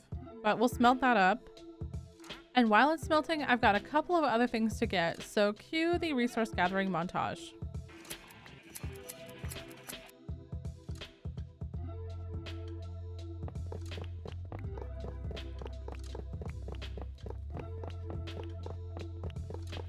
All right, I crafted up everything that we need to start building, and I think I've got it all in this chest now, including all of our roof blocks. I'm really excited. Once again, this is something that's going to be out of my comfort zone, so I'm going to do my best to narrate what I'm thinking and what I'm feeling, and let's see how this goes. So because our villagers are living here, I wanted to make this area a little bit more fancy, so I dug out a large circle to put a stone kind of patio foundation for our build. It also helps break up all of the dirt and grass we have around. Using barrels for your pillars, foundations for your house gives a lot of detail, especially with the color palette that I'm going to be using. And this build's going to be very, very light on the walls, so I added honeycomb as a foundation, sort of like how we did the granite in the other buildings in the hut hole. After that, I started adding the foundation around, and I popped out the spruce by one so that way we can add a lot of details on the outside. And then it was time for an A-frame roof on the top, just to have a nice, really tall, really interesting roof to look at. This is one of my favorite styles of roofs in Minecraft. Then I started adding the frame onto the second floor, and I started filling in the walls on the bottom with calcite and white wool. However, I did not grab enough materials, and at a certain point I ran out. So quick check-in, I ran out of materials, but I'm gonna have to wait for my sheep to grow more wool. In the meantime, we can add some detail to the walls of the house. And we're gonna do that in the corners by placing stairs and trapdoors on all of these little overhang bits. Adding these little archways is super, super nice, and it's an easy way to add detail to your builds. And it looks really good too. I've learned my lesson here. We're gonna add a iron door immediately. No villagers are gonna die, and then we'll put some buttons on the inside and one on the outside as well. I may not keep all of these lanterns in the future, but I'm gonna add them to all of the corners and along the edges of the builds just for some more light. Forgot to record the first part of me tearing down this side of the roof, but I ended up not liking that it was the same size as the rest of the roof, so this is my second time taking it down and my third time rebuilding it. And then it really was the moment to step out of my comfort zone with this build. And that's because I wanted to try to do a gradient on the roof. I've been super inspired by all these incredible builders making gradient roofs. The only thing is that it's a little bit harder in Mizuno's to color match, but I think we did a really great job here. When you're up close, it looks a little bit weird to have all of those different blocks on the roof, but from far away, it looks so pretty. It's almost like a bonfire. It's so gorgeous. Definitely out of my comfort zone, but I love it. Now, looking at this after it's built, the inside is empty and there's still a little bit to do, but I'm gonna add these roses here. And I think that, yeah, that little pop of color in the front is nice. And the colors are really so magical. They look so nice together. I'm gonna dig out the basement off camera, and I will bring you right back when it's finished. A few very boring hours later, All right, let's take a peek inside. Now, it's still empty. I still have to do some interior, but we added a staircase, and if we go up, it's pretty empty, just a little bit of a way out to the balcony. And if we go down this spiral staircase, which was a pain to make, then we come into the breeder room, and I tried to match the inside of the walls to be sunny and happy like the outside in the roof. It's not creepy at all, I promise. Now we just need to do a few things like setting up the breeder. So I'm gonna put some glass around the edges with some spruce pillars on the sides. Oops, I actually forgot that this is the wall that I want them to be able to see the beds from. We'll put our little collection area over here as well where they can see the beds so that they try to run towards the beds and then fall into a collection area. Yeah, and right there on the back wall, that's where I'll put all the beds. A way to get in. Some water, and then we can put these trapdoors here so only the babies can leave. Make the hole here for the collection area, and then put trapdoors on the top as well. We're going to add a composter over the water blocks so that one of them becomes a farmer, and the farm is pretty much done besides adding in the carrots and the villagers themselves. So let me go get some carrots and I'll be right back. Oh, and a light block. There we go. Now we're gonna hoe up all of this ground and till it so that we can plant all of our carrots, and then the villagers will have food to throw to each other so that they can fall in love. I think that's how it works, right? I mean, I know I'd fall in love with somebody who's throwing food at me. All right, carrots are planted, the beds are in, everything is good. The only thing I need to still do is the villagers, and I don't want to. Y'all know how to do villagers. I'm gonna go grab them in a minecart and I'll be right back. I wish I could accurately describe the utter pain that villagers are, but they're finally inside of the breeder house. Oh my goodness. I'm just gonna push them in their minecarts downstairs and lock them in the farm forever. I came outside to get my bed and there's so many zombies. Like, I've already killed 5 and then there's just so many more zombies. Why are there so many zombies here? Oh my goodness. Oh my actual goodness. Now I push these 2 down the stairs and they're throwing carrots at each other. They are in love, I think. A baby? Oh no, they hate each other. I see. I forgot to add the trapdoors for their pathfinding. Now they think that there's a way to get to the beds. Oh, baby! Oh, I'm so happy. They did it. Let's go. Oh, he already went into the collection area. He already knew. After that small victory of getting my villager breeder to work correctly, I started to build a tree outside because I didn't want to work on the interior and I was procrastinating. And she's a pretty cute tree. For interior, I'm gonna make a design with some barrels here, and I think we should make like a little shelving unit, sort of like we did in our storage room. Let's bring the trapdoors over, and then maybe here on the top we can add barrels. Yeah. Let's add a flower. And then we'll make a small table over here with like a seating area.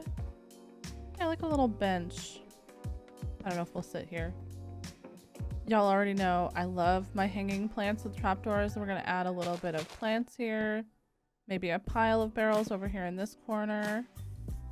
With another flower pot. Maybe if we could actually place it. On this wall, I'm gonna do another hanging shelf. I wanna do a flower pot and then some more plants.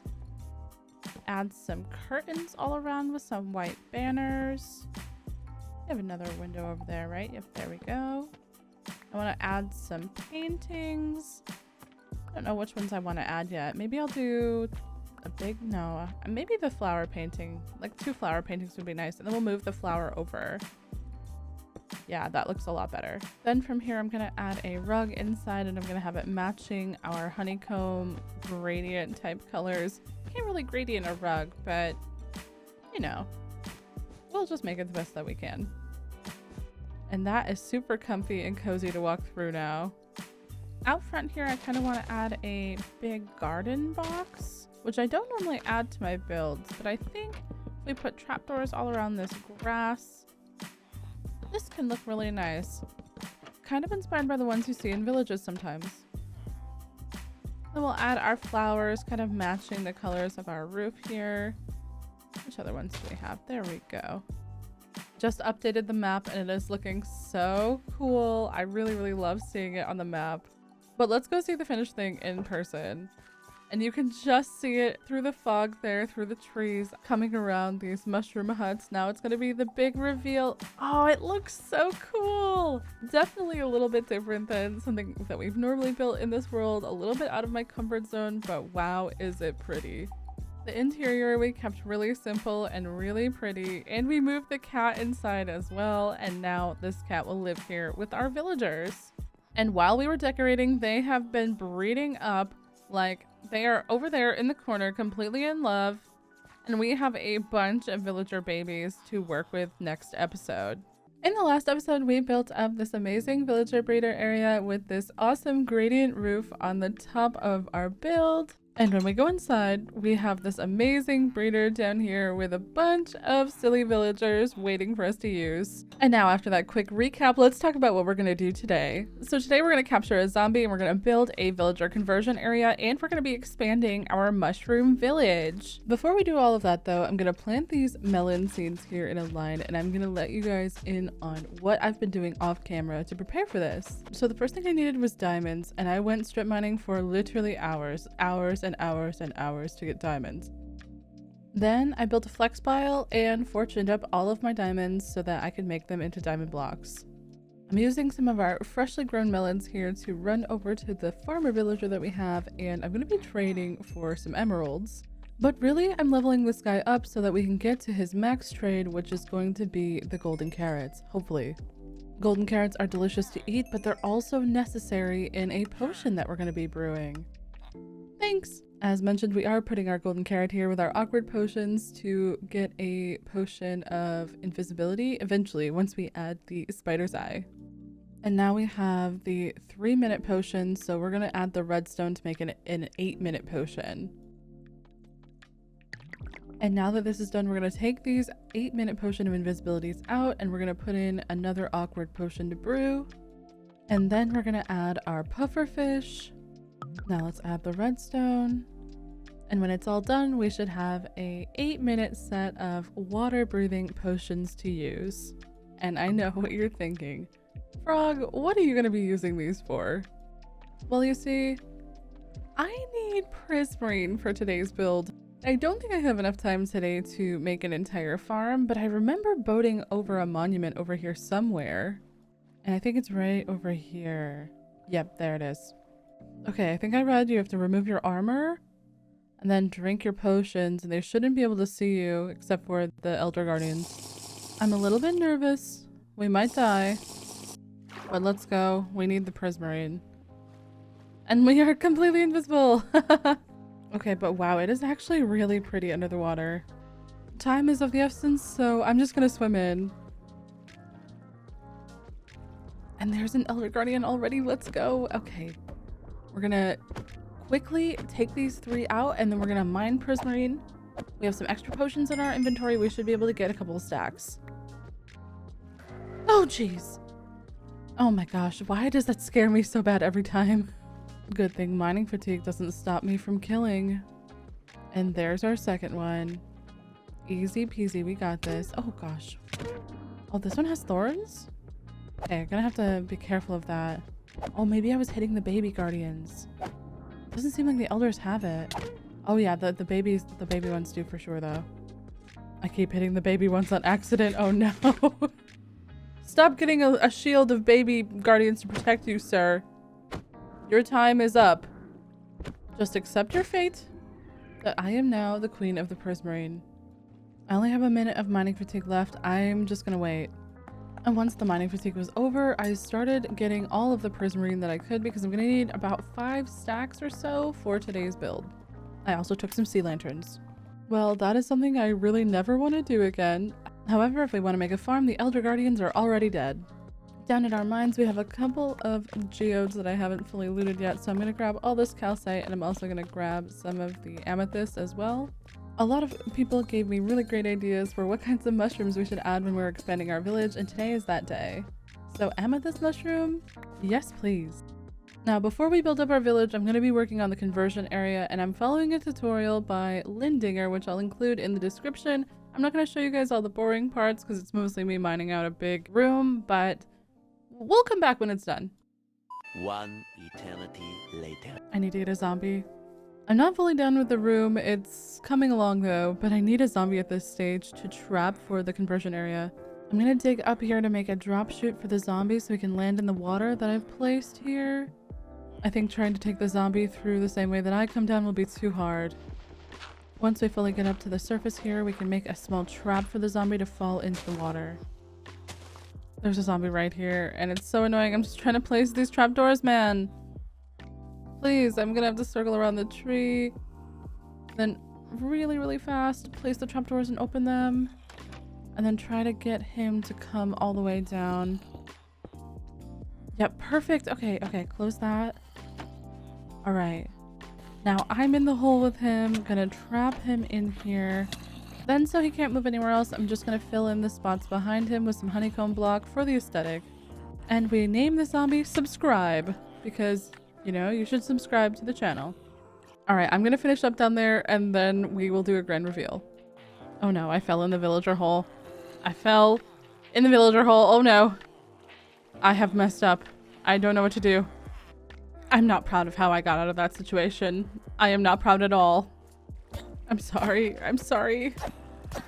All right, grand reveal time. Finally got the room done, and now we are going to go and test out our conversion chamber. Later on, we're going to be building up a small building here for the villagers to be housed in after they get converted, so we can get them up to the surface really easy. This room is directly under our villager breeder, and as you can see, we opened up a big space here with a small hallway, a little mushroom growing area. There is our villager hole. On the back wall here, there's our zombie. Now we're going to test this out. We're making some splash potions of weakness here, and we have to get some golden apples, which I forgot. Back with the golden apples, I'm ready to test this out, and let's hit the button, and the minecart should... Oh no. I messed something up, so technical difficulties. We will be right back. Let me fix this. One eternity later. I don't think I ended up having to move the unit, but I thought that was the reason why at first. I've rebuilt this 3 times. It's been a mess. Let's press the button. Thankfully, it worked this time. Now, this is genius because it has a couple of stops. We're going to press this button, which will push the villager into the farm so he can start getting killed by the zombie. Then once he's killed by the zombie, we can press the button underneath him to move him to the next station. And then we'll splash him and we're going to feed him the golden apple. And then when he's done, we will hit that button and he will go down the track into the bubble elevator and go up. But we still have to build where he's going to sit to be safe. And it's going to be right over there. While this villager is curing, I'm going to go build our mushroom huts and do the interiors. I'll put up some time lapses for you and I'll see you in a moment. For today, we're just going to be adding 3 new mushrooms to the mushroom village, and we are adding a geode one with the amethyst, calcite, and smooth basalt. Since we love honeycomb so much in this channel, I added a honeycomb and mushroom stem one as well, and it is so pretty. I love these colors together. And for the last one, I decided to do a sandstone and prismarine mushroom, and yes, if you are wondering, the foundation at the bottom is diamond blocks, which is why we went mining at the beginning of this episode. And this one came out really cute as well. And after I added a few extra details off camera, these huts are ready to go. They're ready for some villagers to call it home. The more and more that we add onto this village, it adds so much color and life to the flower forest, and I am so happy with it. Alright, let me take you on a small tour of what we've done so far in the village. First, we have the honeycomb mushroom, and there are no villagers in here yet, but it's all set up and it's ready for some villagers. I didn't add too much decor in here yet because I kind of want to tailor it to what kind of villagers we have, but it's looking cute so far. I revamped the inside of the moss mushroom to be a little farmer's market. Well, I tried. It's not a very big space to have the market stalls and the pumpkins and the melons in here, so I tried, but all of our villagers in here, which are only the 2, are fully maxed out. And they both have the melon trade, so we will have to make a melon and pumpkin farm soon. That way we can get lots and lots of free emeralds and, of course, all of that unlimited golden carrots. I think the amethyst mushroom is my favorite one. I love it in here. It is so nice. And I really love this basalt and calcite floor. It kind of reminds me of like my grandma's retro kitchen floor. Next to all these cute decorations, we also have some librarians. And this is the only one I've locked in. He has Unbreaking 3, which is so good. I bought so many books already. The other two villagers aren't really giving me good trades, and I've been rolling them for a little bit off camera, but every single time that I break the lectern, they just give me a worse book than the first time. And sometimes they don't want to take the job at all. And lastly, we have the prismarine mushroom, and I just want to say the use of diamond blocks here makes me so happy. Those are diamond blocks. As I've been trying to grow as a builder, I've been trying to learn this philosophy of looking at what the colors are on a block instead of looking at what the block actually is. In this case, the diamonds kind of look like almost a bathroom tile, and they have that same kind of color palette as the prismarine, and it just works really well together. This one isn't that fancy on the inside just because I don't plan on keeping the villagers here long. They come up through the bubble elevator, and then we have a small stop if I need to, you know, give them a job right away. I have some stuff in here for that. And then they follow the truck and they go right out this little window here, and this is a glass block so it doesn't hurt them to go through it. And so far I've been pretty lucky. No baby zombies have been coming in, but I think it's because of the rail being there that they can't fit, but we'll see. Hopefully no baby zombies are coming in. I'm just gonna grab some more melons because these are 1 emerald each. This is so easy. I think we're gonna need a melon farm as soon as possible. Oh, a visitor? Hello? Hi. You can stay. In the last episode, we made this villager conversion area so that we could convert all of our villagers into zombies and get better trades. We also expanded our mushroom village and included 3 new mushroom huts for our villagers. But what are we going to be doing today? Well, today we are finally going to be building up a farm that's going to generate us a lot of emeralds. Yep, we're doing a melon and pumpkin farm today. I don't want to waste time, so let's get building. Given the abysmal and straight up stressful state of our sheep farm, I think today what I'm going to do is go grab some new sheep, pen them up by themselves, and then we should be able to just grab their wool. Also, small side note, I did end up getting a 1 emerald trade on Sharpness 5 books, so now we have a Sharpness 5 sword. I suppose we could use that on the sheep if they don't want to come willingly. I'm just kidding, I promise. These sheep love us. They're going to love living with us. I hope. I've got 6 sheep. I'm going to make them a little pen, and I'm going to be off camera chopping all of their wool off and grabbing all these blocks because we're going to need them for the build. And while we're waiting for our sheep, I'm going to go and collect some sand because I don't have any sand left and we need to make some concrete and some concrete powder. And don't judge me for taking a texting break in the middle, okay? Back at the base, I'm crafting up some green concrete powder and some lime concrete powder because we're going to use both of these in concrete form and powder form in the build. Also, I don't know if I'm the only one who feels this way, but one of my favorite sounds is actually converting concrete powder into concrete. I still need to gather a few things, but I really need to decide where I'm going to be putting this farm today. I think having it nestled over here near our villagers, kind of maybe in this area, would be a good spot. There's a lot of unused land here that we could definitely convert into a farm. I find it ironic that I live in a flower forest, yet I keep removing all of the flowers to keep building, but I'm going to water bucket all these flowers again to remove them. And then from there, it's time to continue clearing out some trees and hopefully have enough space once we're all said and done for the size of the farm that we want to make. Alright, this is definitely enough space for the build and the farm, and what I'm going to do now is do some off-camera fixing this grass. And then it was time to chop some wood because we need a lot of dark oak. This is going to be my first time using dark oak in a build in this world, and I'm super excited. I know it seems like we're going pretty fast today, but we have a lot to get done, and this is the outline for the build. The gray wall is for where all the stone is going to go, and then the blue is the wooden posts that are going to be outside for detailing. I've got all the materials already, and I'm ready to start building, so let's keep the time lapse, and I'll walk you through it. The first thing I did for the build was to follow the gray wool outline and replace it with stone, mossy, cobble, and stone bricks, giving a nice foundation for the building. After that, I replaced all of the blue wool blocks with the stripped dark oak beams and then connected it all with a beam on the top going around the entire build. I used some stairs to pop out the second floor, and then I put the beams and started filling in the walls with calcite, diorite, and white wool. And then after we filled in the walls, it was time to add the outline to the roof, and I added some little peaks above the windows to add a little bit of shape to the roof. Then it was time to actually fill in the roof, and we started with a dark green gradient up to a very, very lime gradient with all of these different blocks, and it looks amazing. I really feel like it fits the build as well, adds so much color, and of course fits the farm. From there, it was time to add all the details onto the front and back of the build with lots of stairs, trapdoors, slabs, and everything else you can think of. On the left side, I wanted to do a little market area where you could come up and buy the fresh melons if you were in the flower forest. So we added a little stall here and it came out really super cute. The pop-out parts of the build still need their roofs, so we added the roofs on both sides here. We still have a little bit more detailing and building to do, like filling in the walls, but we added some oak leaves and then we were done. And it's looking amazing, friends. So far, I'm super happy with this build. I love how it's coming out and that it resembles a lot of the other builds we've already made. And just look at that roof. Absolutely chef's kiss. The inside of this beautiful building is still empty as we haven't built the farm yet, but I've been thinking, and don't judge me for this, I might not do an interior in here and only keep it a farm. This big spot right here is where the farm's gonna go. And I'm gonna go get this stuff to build it, but gosh, look at the color combination of that spruce to that dark oak. They color match really well together, I just noticed that.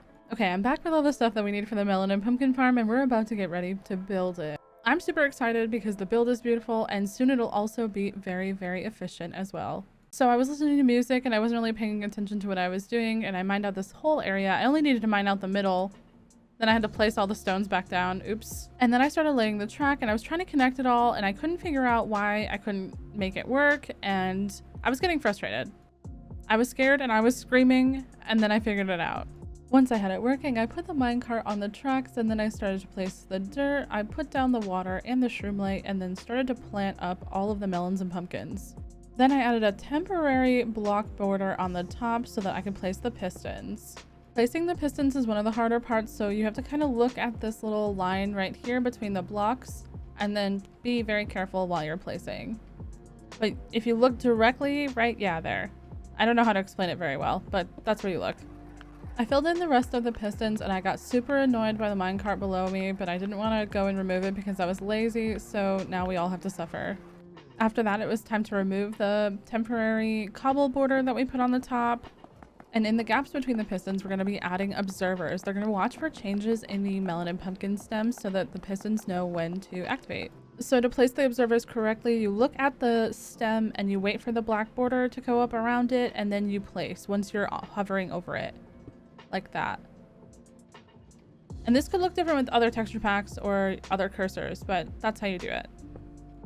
And then once you have them all filled in, then we're going to be adding the redstone, and we're going to add that on top of all of the pistons. I think that's right, at least. Now to make this a little bit more efficient and lossless, we're going to add a glass border around where the pistons are able to push down the melons and pumpkins. And then I'm going to add just a few decorations that you might be able to see from the outside. Not too much because I'm going to leave the inside just way open. I am going to cover up the rails in the minecart underneath though, because I find them super ugly to look at, so I'm going to use some trapdoors just to not disturb it, and then we should be good to go once we get these all around. I have so many melons that I've been collecting over the last few days of playing in this world that I just want to put melons everywhere. They're such a cool texture. After I put up this shelf with these leaves on it, I am going to go AFK for a little bit so we can see how the farm produces and make sure it's working properly. So I'll see you in a bit. I AFK'd for 4 hours and I came back to this. Well, something's not working correctly. Let's try to fix this. It was the redstone. Yep, the redstone's on the wrong spot. I need to put the redstone on top of the observers and not on top of the pistons. But after I fix this, it should be working just fine. Let's put the piston back. Then we're gonna remove the cobblestone. We're gonna put, yep, that back and put the glass back as well. I was walking around the build and I noticed that on this side, the wall looked a little bit strange just because there was nothing up there. So I have a plan.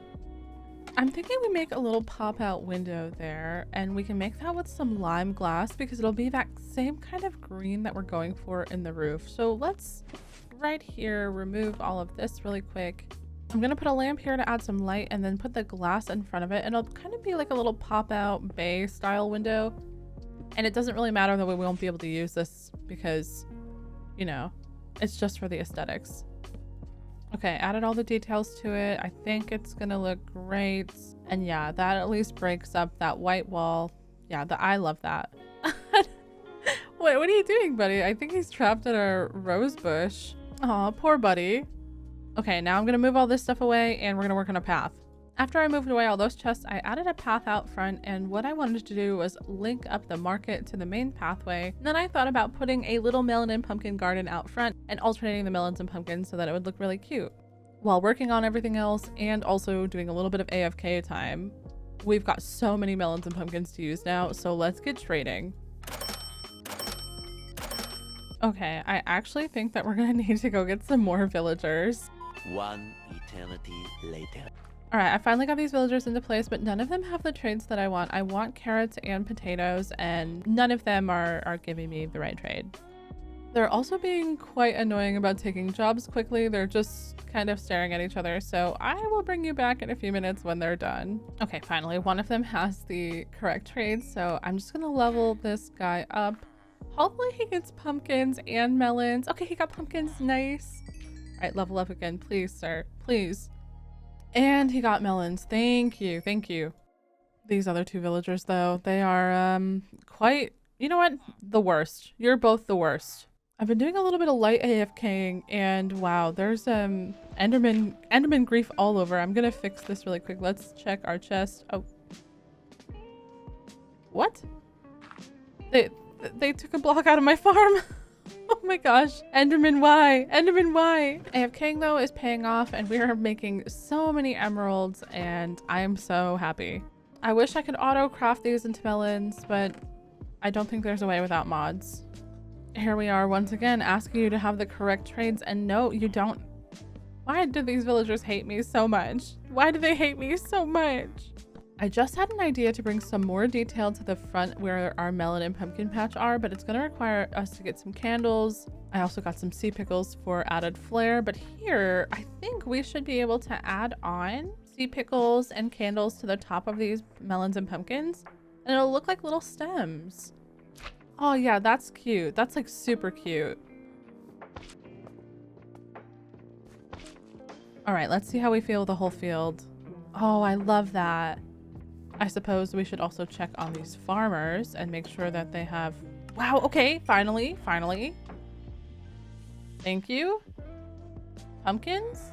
Oh my gosh, you're actually the best villager. You know what? You're no longer the worst.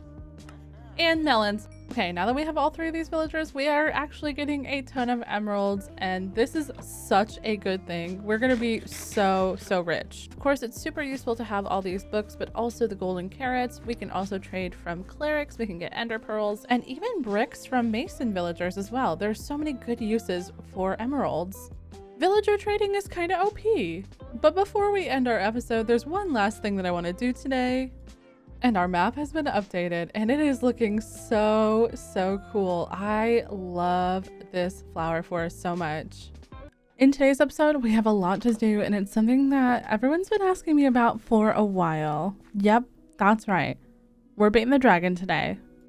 But I don't have enough blaze rods or a single ender pearl, so we're gonna go to the nether. My favorite place. We have way better tools and armor now, so I'm feeling more confident than the last time we came here. And I'm definitely not going to die to any wither skeletons or blazes today.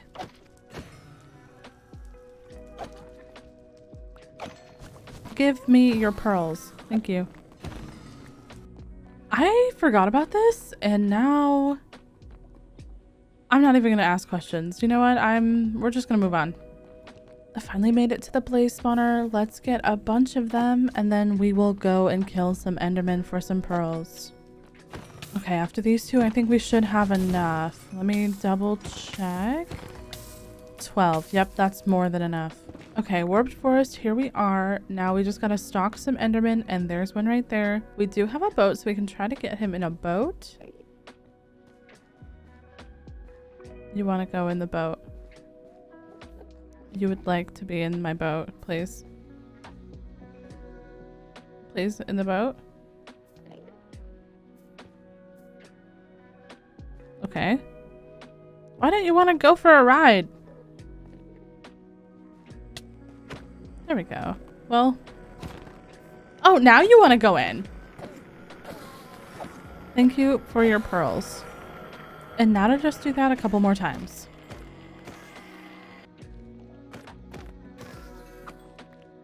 I'm gonna kill this last guy just for fun, but we have definitely enough to get to the Ender Dragon. Alright, step 1 accomplished. Now step 2. We are gonna go get some netherite. All of my armor is still diamond, and I want to get some netherite before we fight the dragon, just for that little bit of extra protection. So I guess we're going back to the nether again.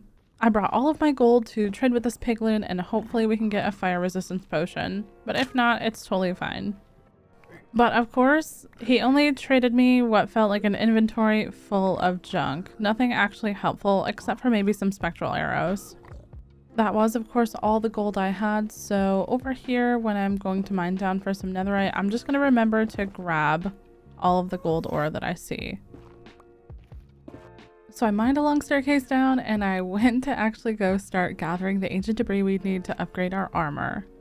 And I turned on my chunk porters and started mining, and I spent what literally felt like years down here. I even had to go home to the skeleton spawner a couple times and repair my pickaxe.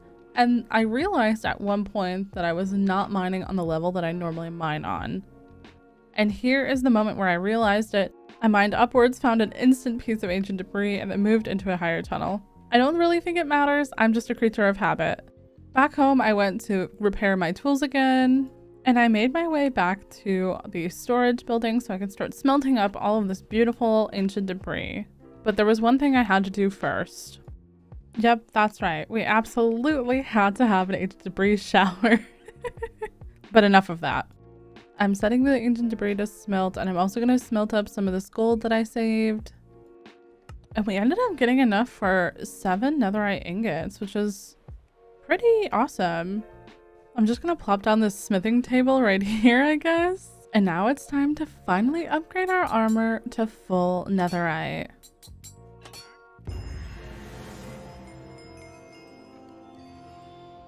Let's go. And look how cool we look. We look so strong and powerful.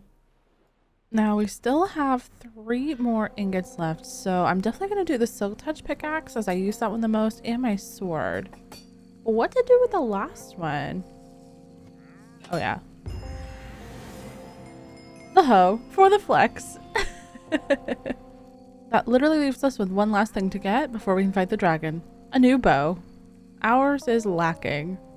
We have 34 levels, so we can enchant a bow, and I want to check in the skelly spawner if we have anything useful that we've gotten from the enchanted drops from the skellies themselves. Alright, so we've got a couple. Oh, I'm breaking 3. We might need that. Infinity by itself. Maybe we'll need that. That one had flame on it. Okay, if we need flame, we can add flame too. We'll come back if we need any of those things. Maybe we get a god bow right away. Ooh, power 4. Okay, let's get our lapis and let's get that. Oh, and it's only power 4. Okay, we can do better than that. We can do better than that.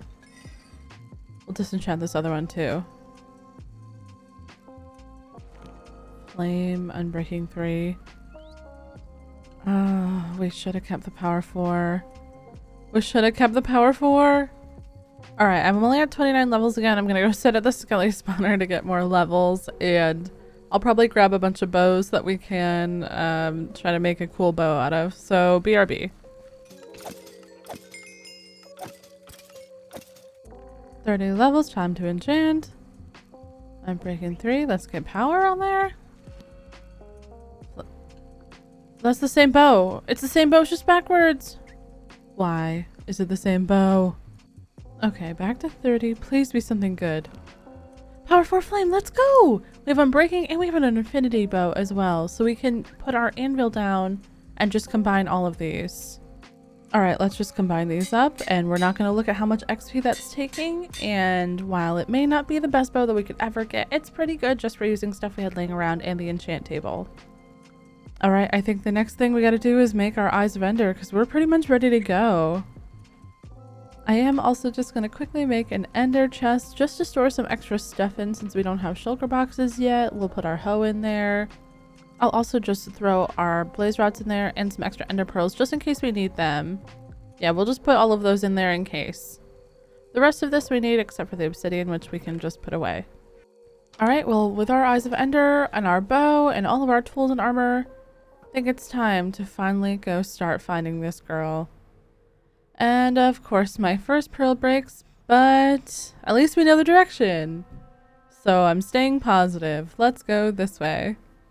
Now, I know what you're thinking, and no, I wasn't at all nervous for the Ender Dragon fight to happen. I recently fought the Ender Dragon on my Twitch page in hardcore, and it went super, super well. And here in the survival world, I was assuming it was only going to go even better because there was no imminent fear of death. Honestly, this is the worst part about fighting the dragon for me, and that's finding the stronghold, because for some reason I always really struggle with it. But then I threw a Eye of Ender and it went backwards, and this is where it started to get interesting. Okay, I'm gonna make a door in case that this is actually underwater. Maybe I'm reading this wrong, but I'm gonna throw another eye. I'm not sure if it was supposed to go down here or not, but maybe it was. Oh, yep. Okay, definitely down there. All right, here we go. Also, I mean, if you think about it, this actually really isn't that far away from our base. Like, if you look on the map, it's actually really close. It's not that far away. I'm gonna explore this trunk a little bit because I feel like we're, yep, directly underneath it. Okay, awesome. Here it is. Let's get some light in here and make our way into the stronghold and hopefully find the end portal with relative ease. All right, let's go this way. It always takes me forever to find the portal, so oh my gosh, wow, okay, here it is. And here are those horrible things already. Great. Please die, thank you. Gonna just get rid of that. And let's get rid of the lava too, just in case something happens. Alright, we have just enough Eyes of Ender. Let's go and fight this lady. Easy. I would say wish me luck, but I'm probably not gonna need it. No, I'm kidding. Please wish me luck, please. Alright, here goes. Moment of truth. Jump in. And, oh, no. Nope, I wasn't scared. It was just a lag the whole time. Alright, let's dig out of here and go fight this dragon. We've got this. Hello? Dragon? I see a boss bar. Where is she? Wait, where's the bedrock thingy? Is my world broken? Hello? Is it underground? Ender Dragon? Are you trapped? Hello? I've beaten the Ender Dragon a lot of times and I've never seen anything like this happen before, so I'm kind of there she is. Let's get the crystals.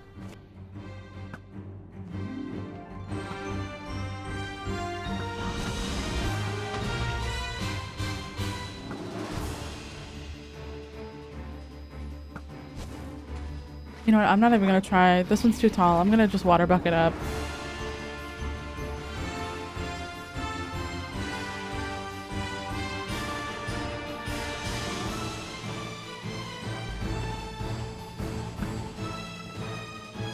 Now, I don't know if she's gonna perch without the bedrock pillar, so I'm just gonna shoot her. I think she's perching now. Let's go down there and try to get her. Oh, of course. Yeah, just fly away. Got my water. Oh gosh. Water bucket clutch. Let's go. Alright, she's perching again. Cool. Let's get her this time. Ooh, taking some damage. Okay. Okay. Not hitting her. Taking more damage. Oh gosh. Okay, back up. Eat. That could have been bad. This is the weirdest Ender Dragon fight I've ever had in my entire life. I mean, at least she's perching a lot. I wonder where the bedrock pillar is. Like, how are we gonna... I'm gonna have to void to get home? I don't know. This is weird. I will say, though, that the shots are on point today. Okay, last perch. We can get her. We can get her right now. Let's kill her. I'm sorry, Ender Dragon. I wish we could be friends.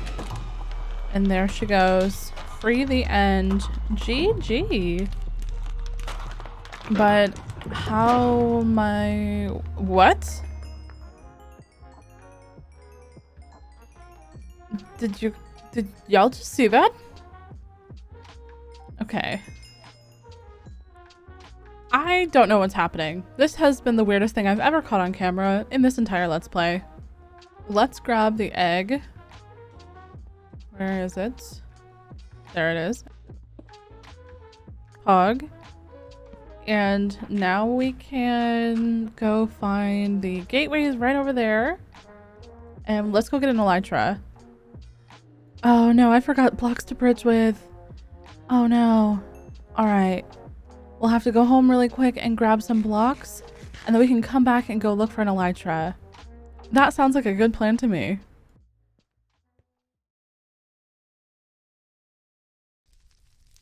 Wait. This isn't where I slept. Oh no. This is not going to be good. I've got to get down from here and try to get home. Only a golden apple, oh no. Oh, gotta be quiet, Frog. I knew my ender portal was corrupted. I knew it. I've got to try to find a way out of here. And are those hardcore hearts? Oh no. This can't be good. I don't see any way I can get out of this situation. Oh no.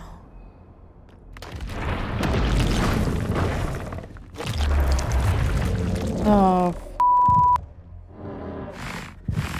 I'm just gonna stay up here because he probably doesn't know where I am. I'm just gonna hide right here. I'm gonna shift. No noise. No noise. Oh no. He's so close.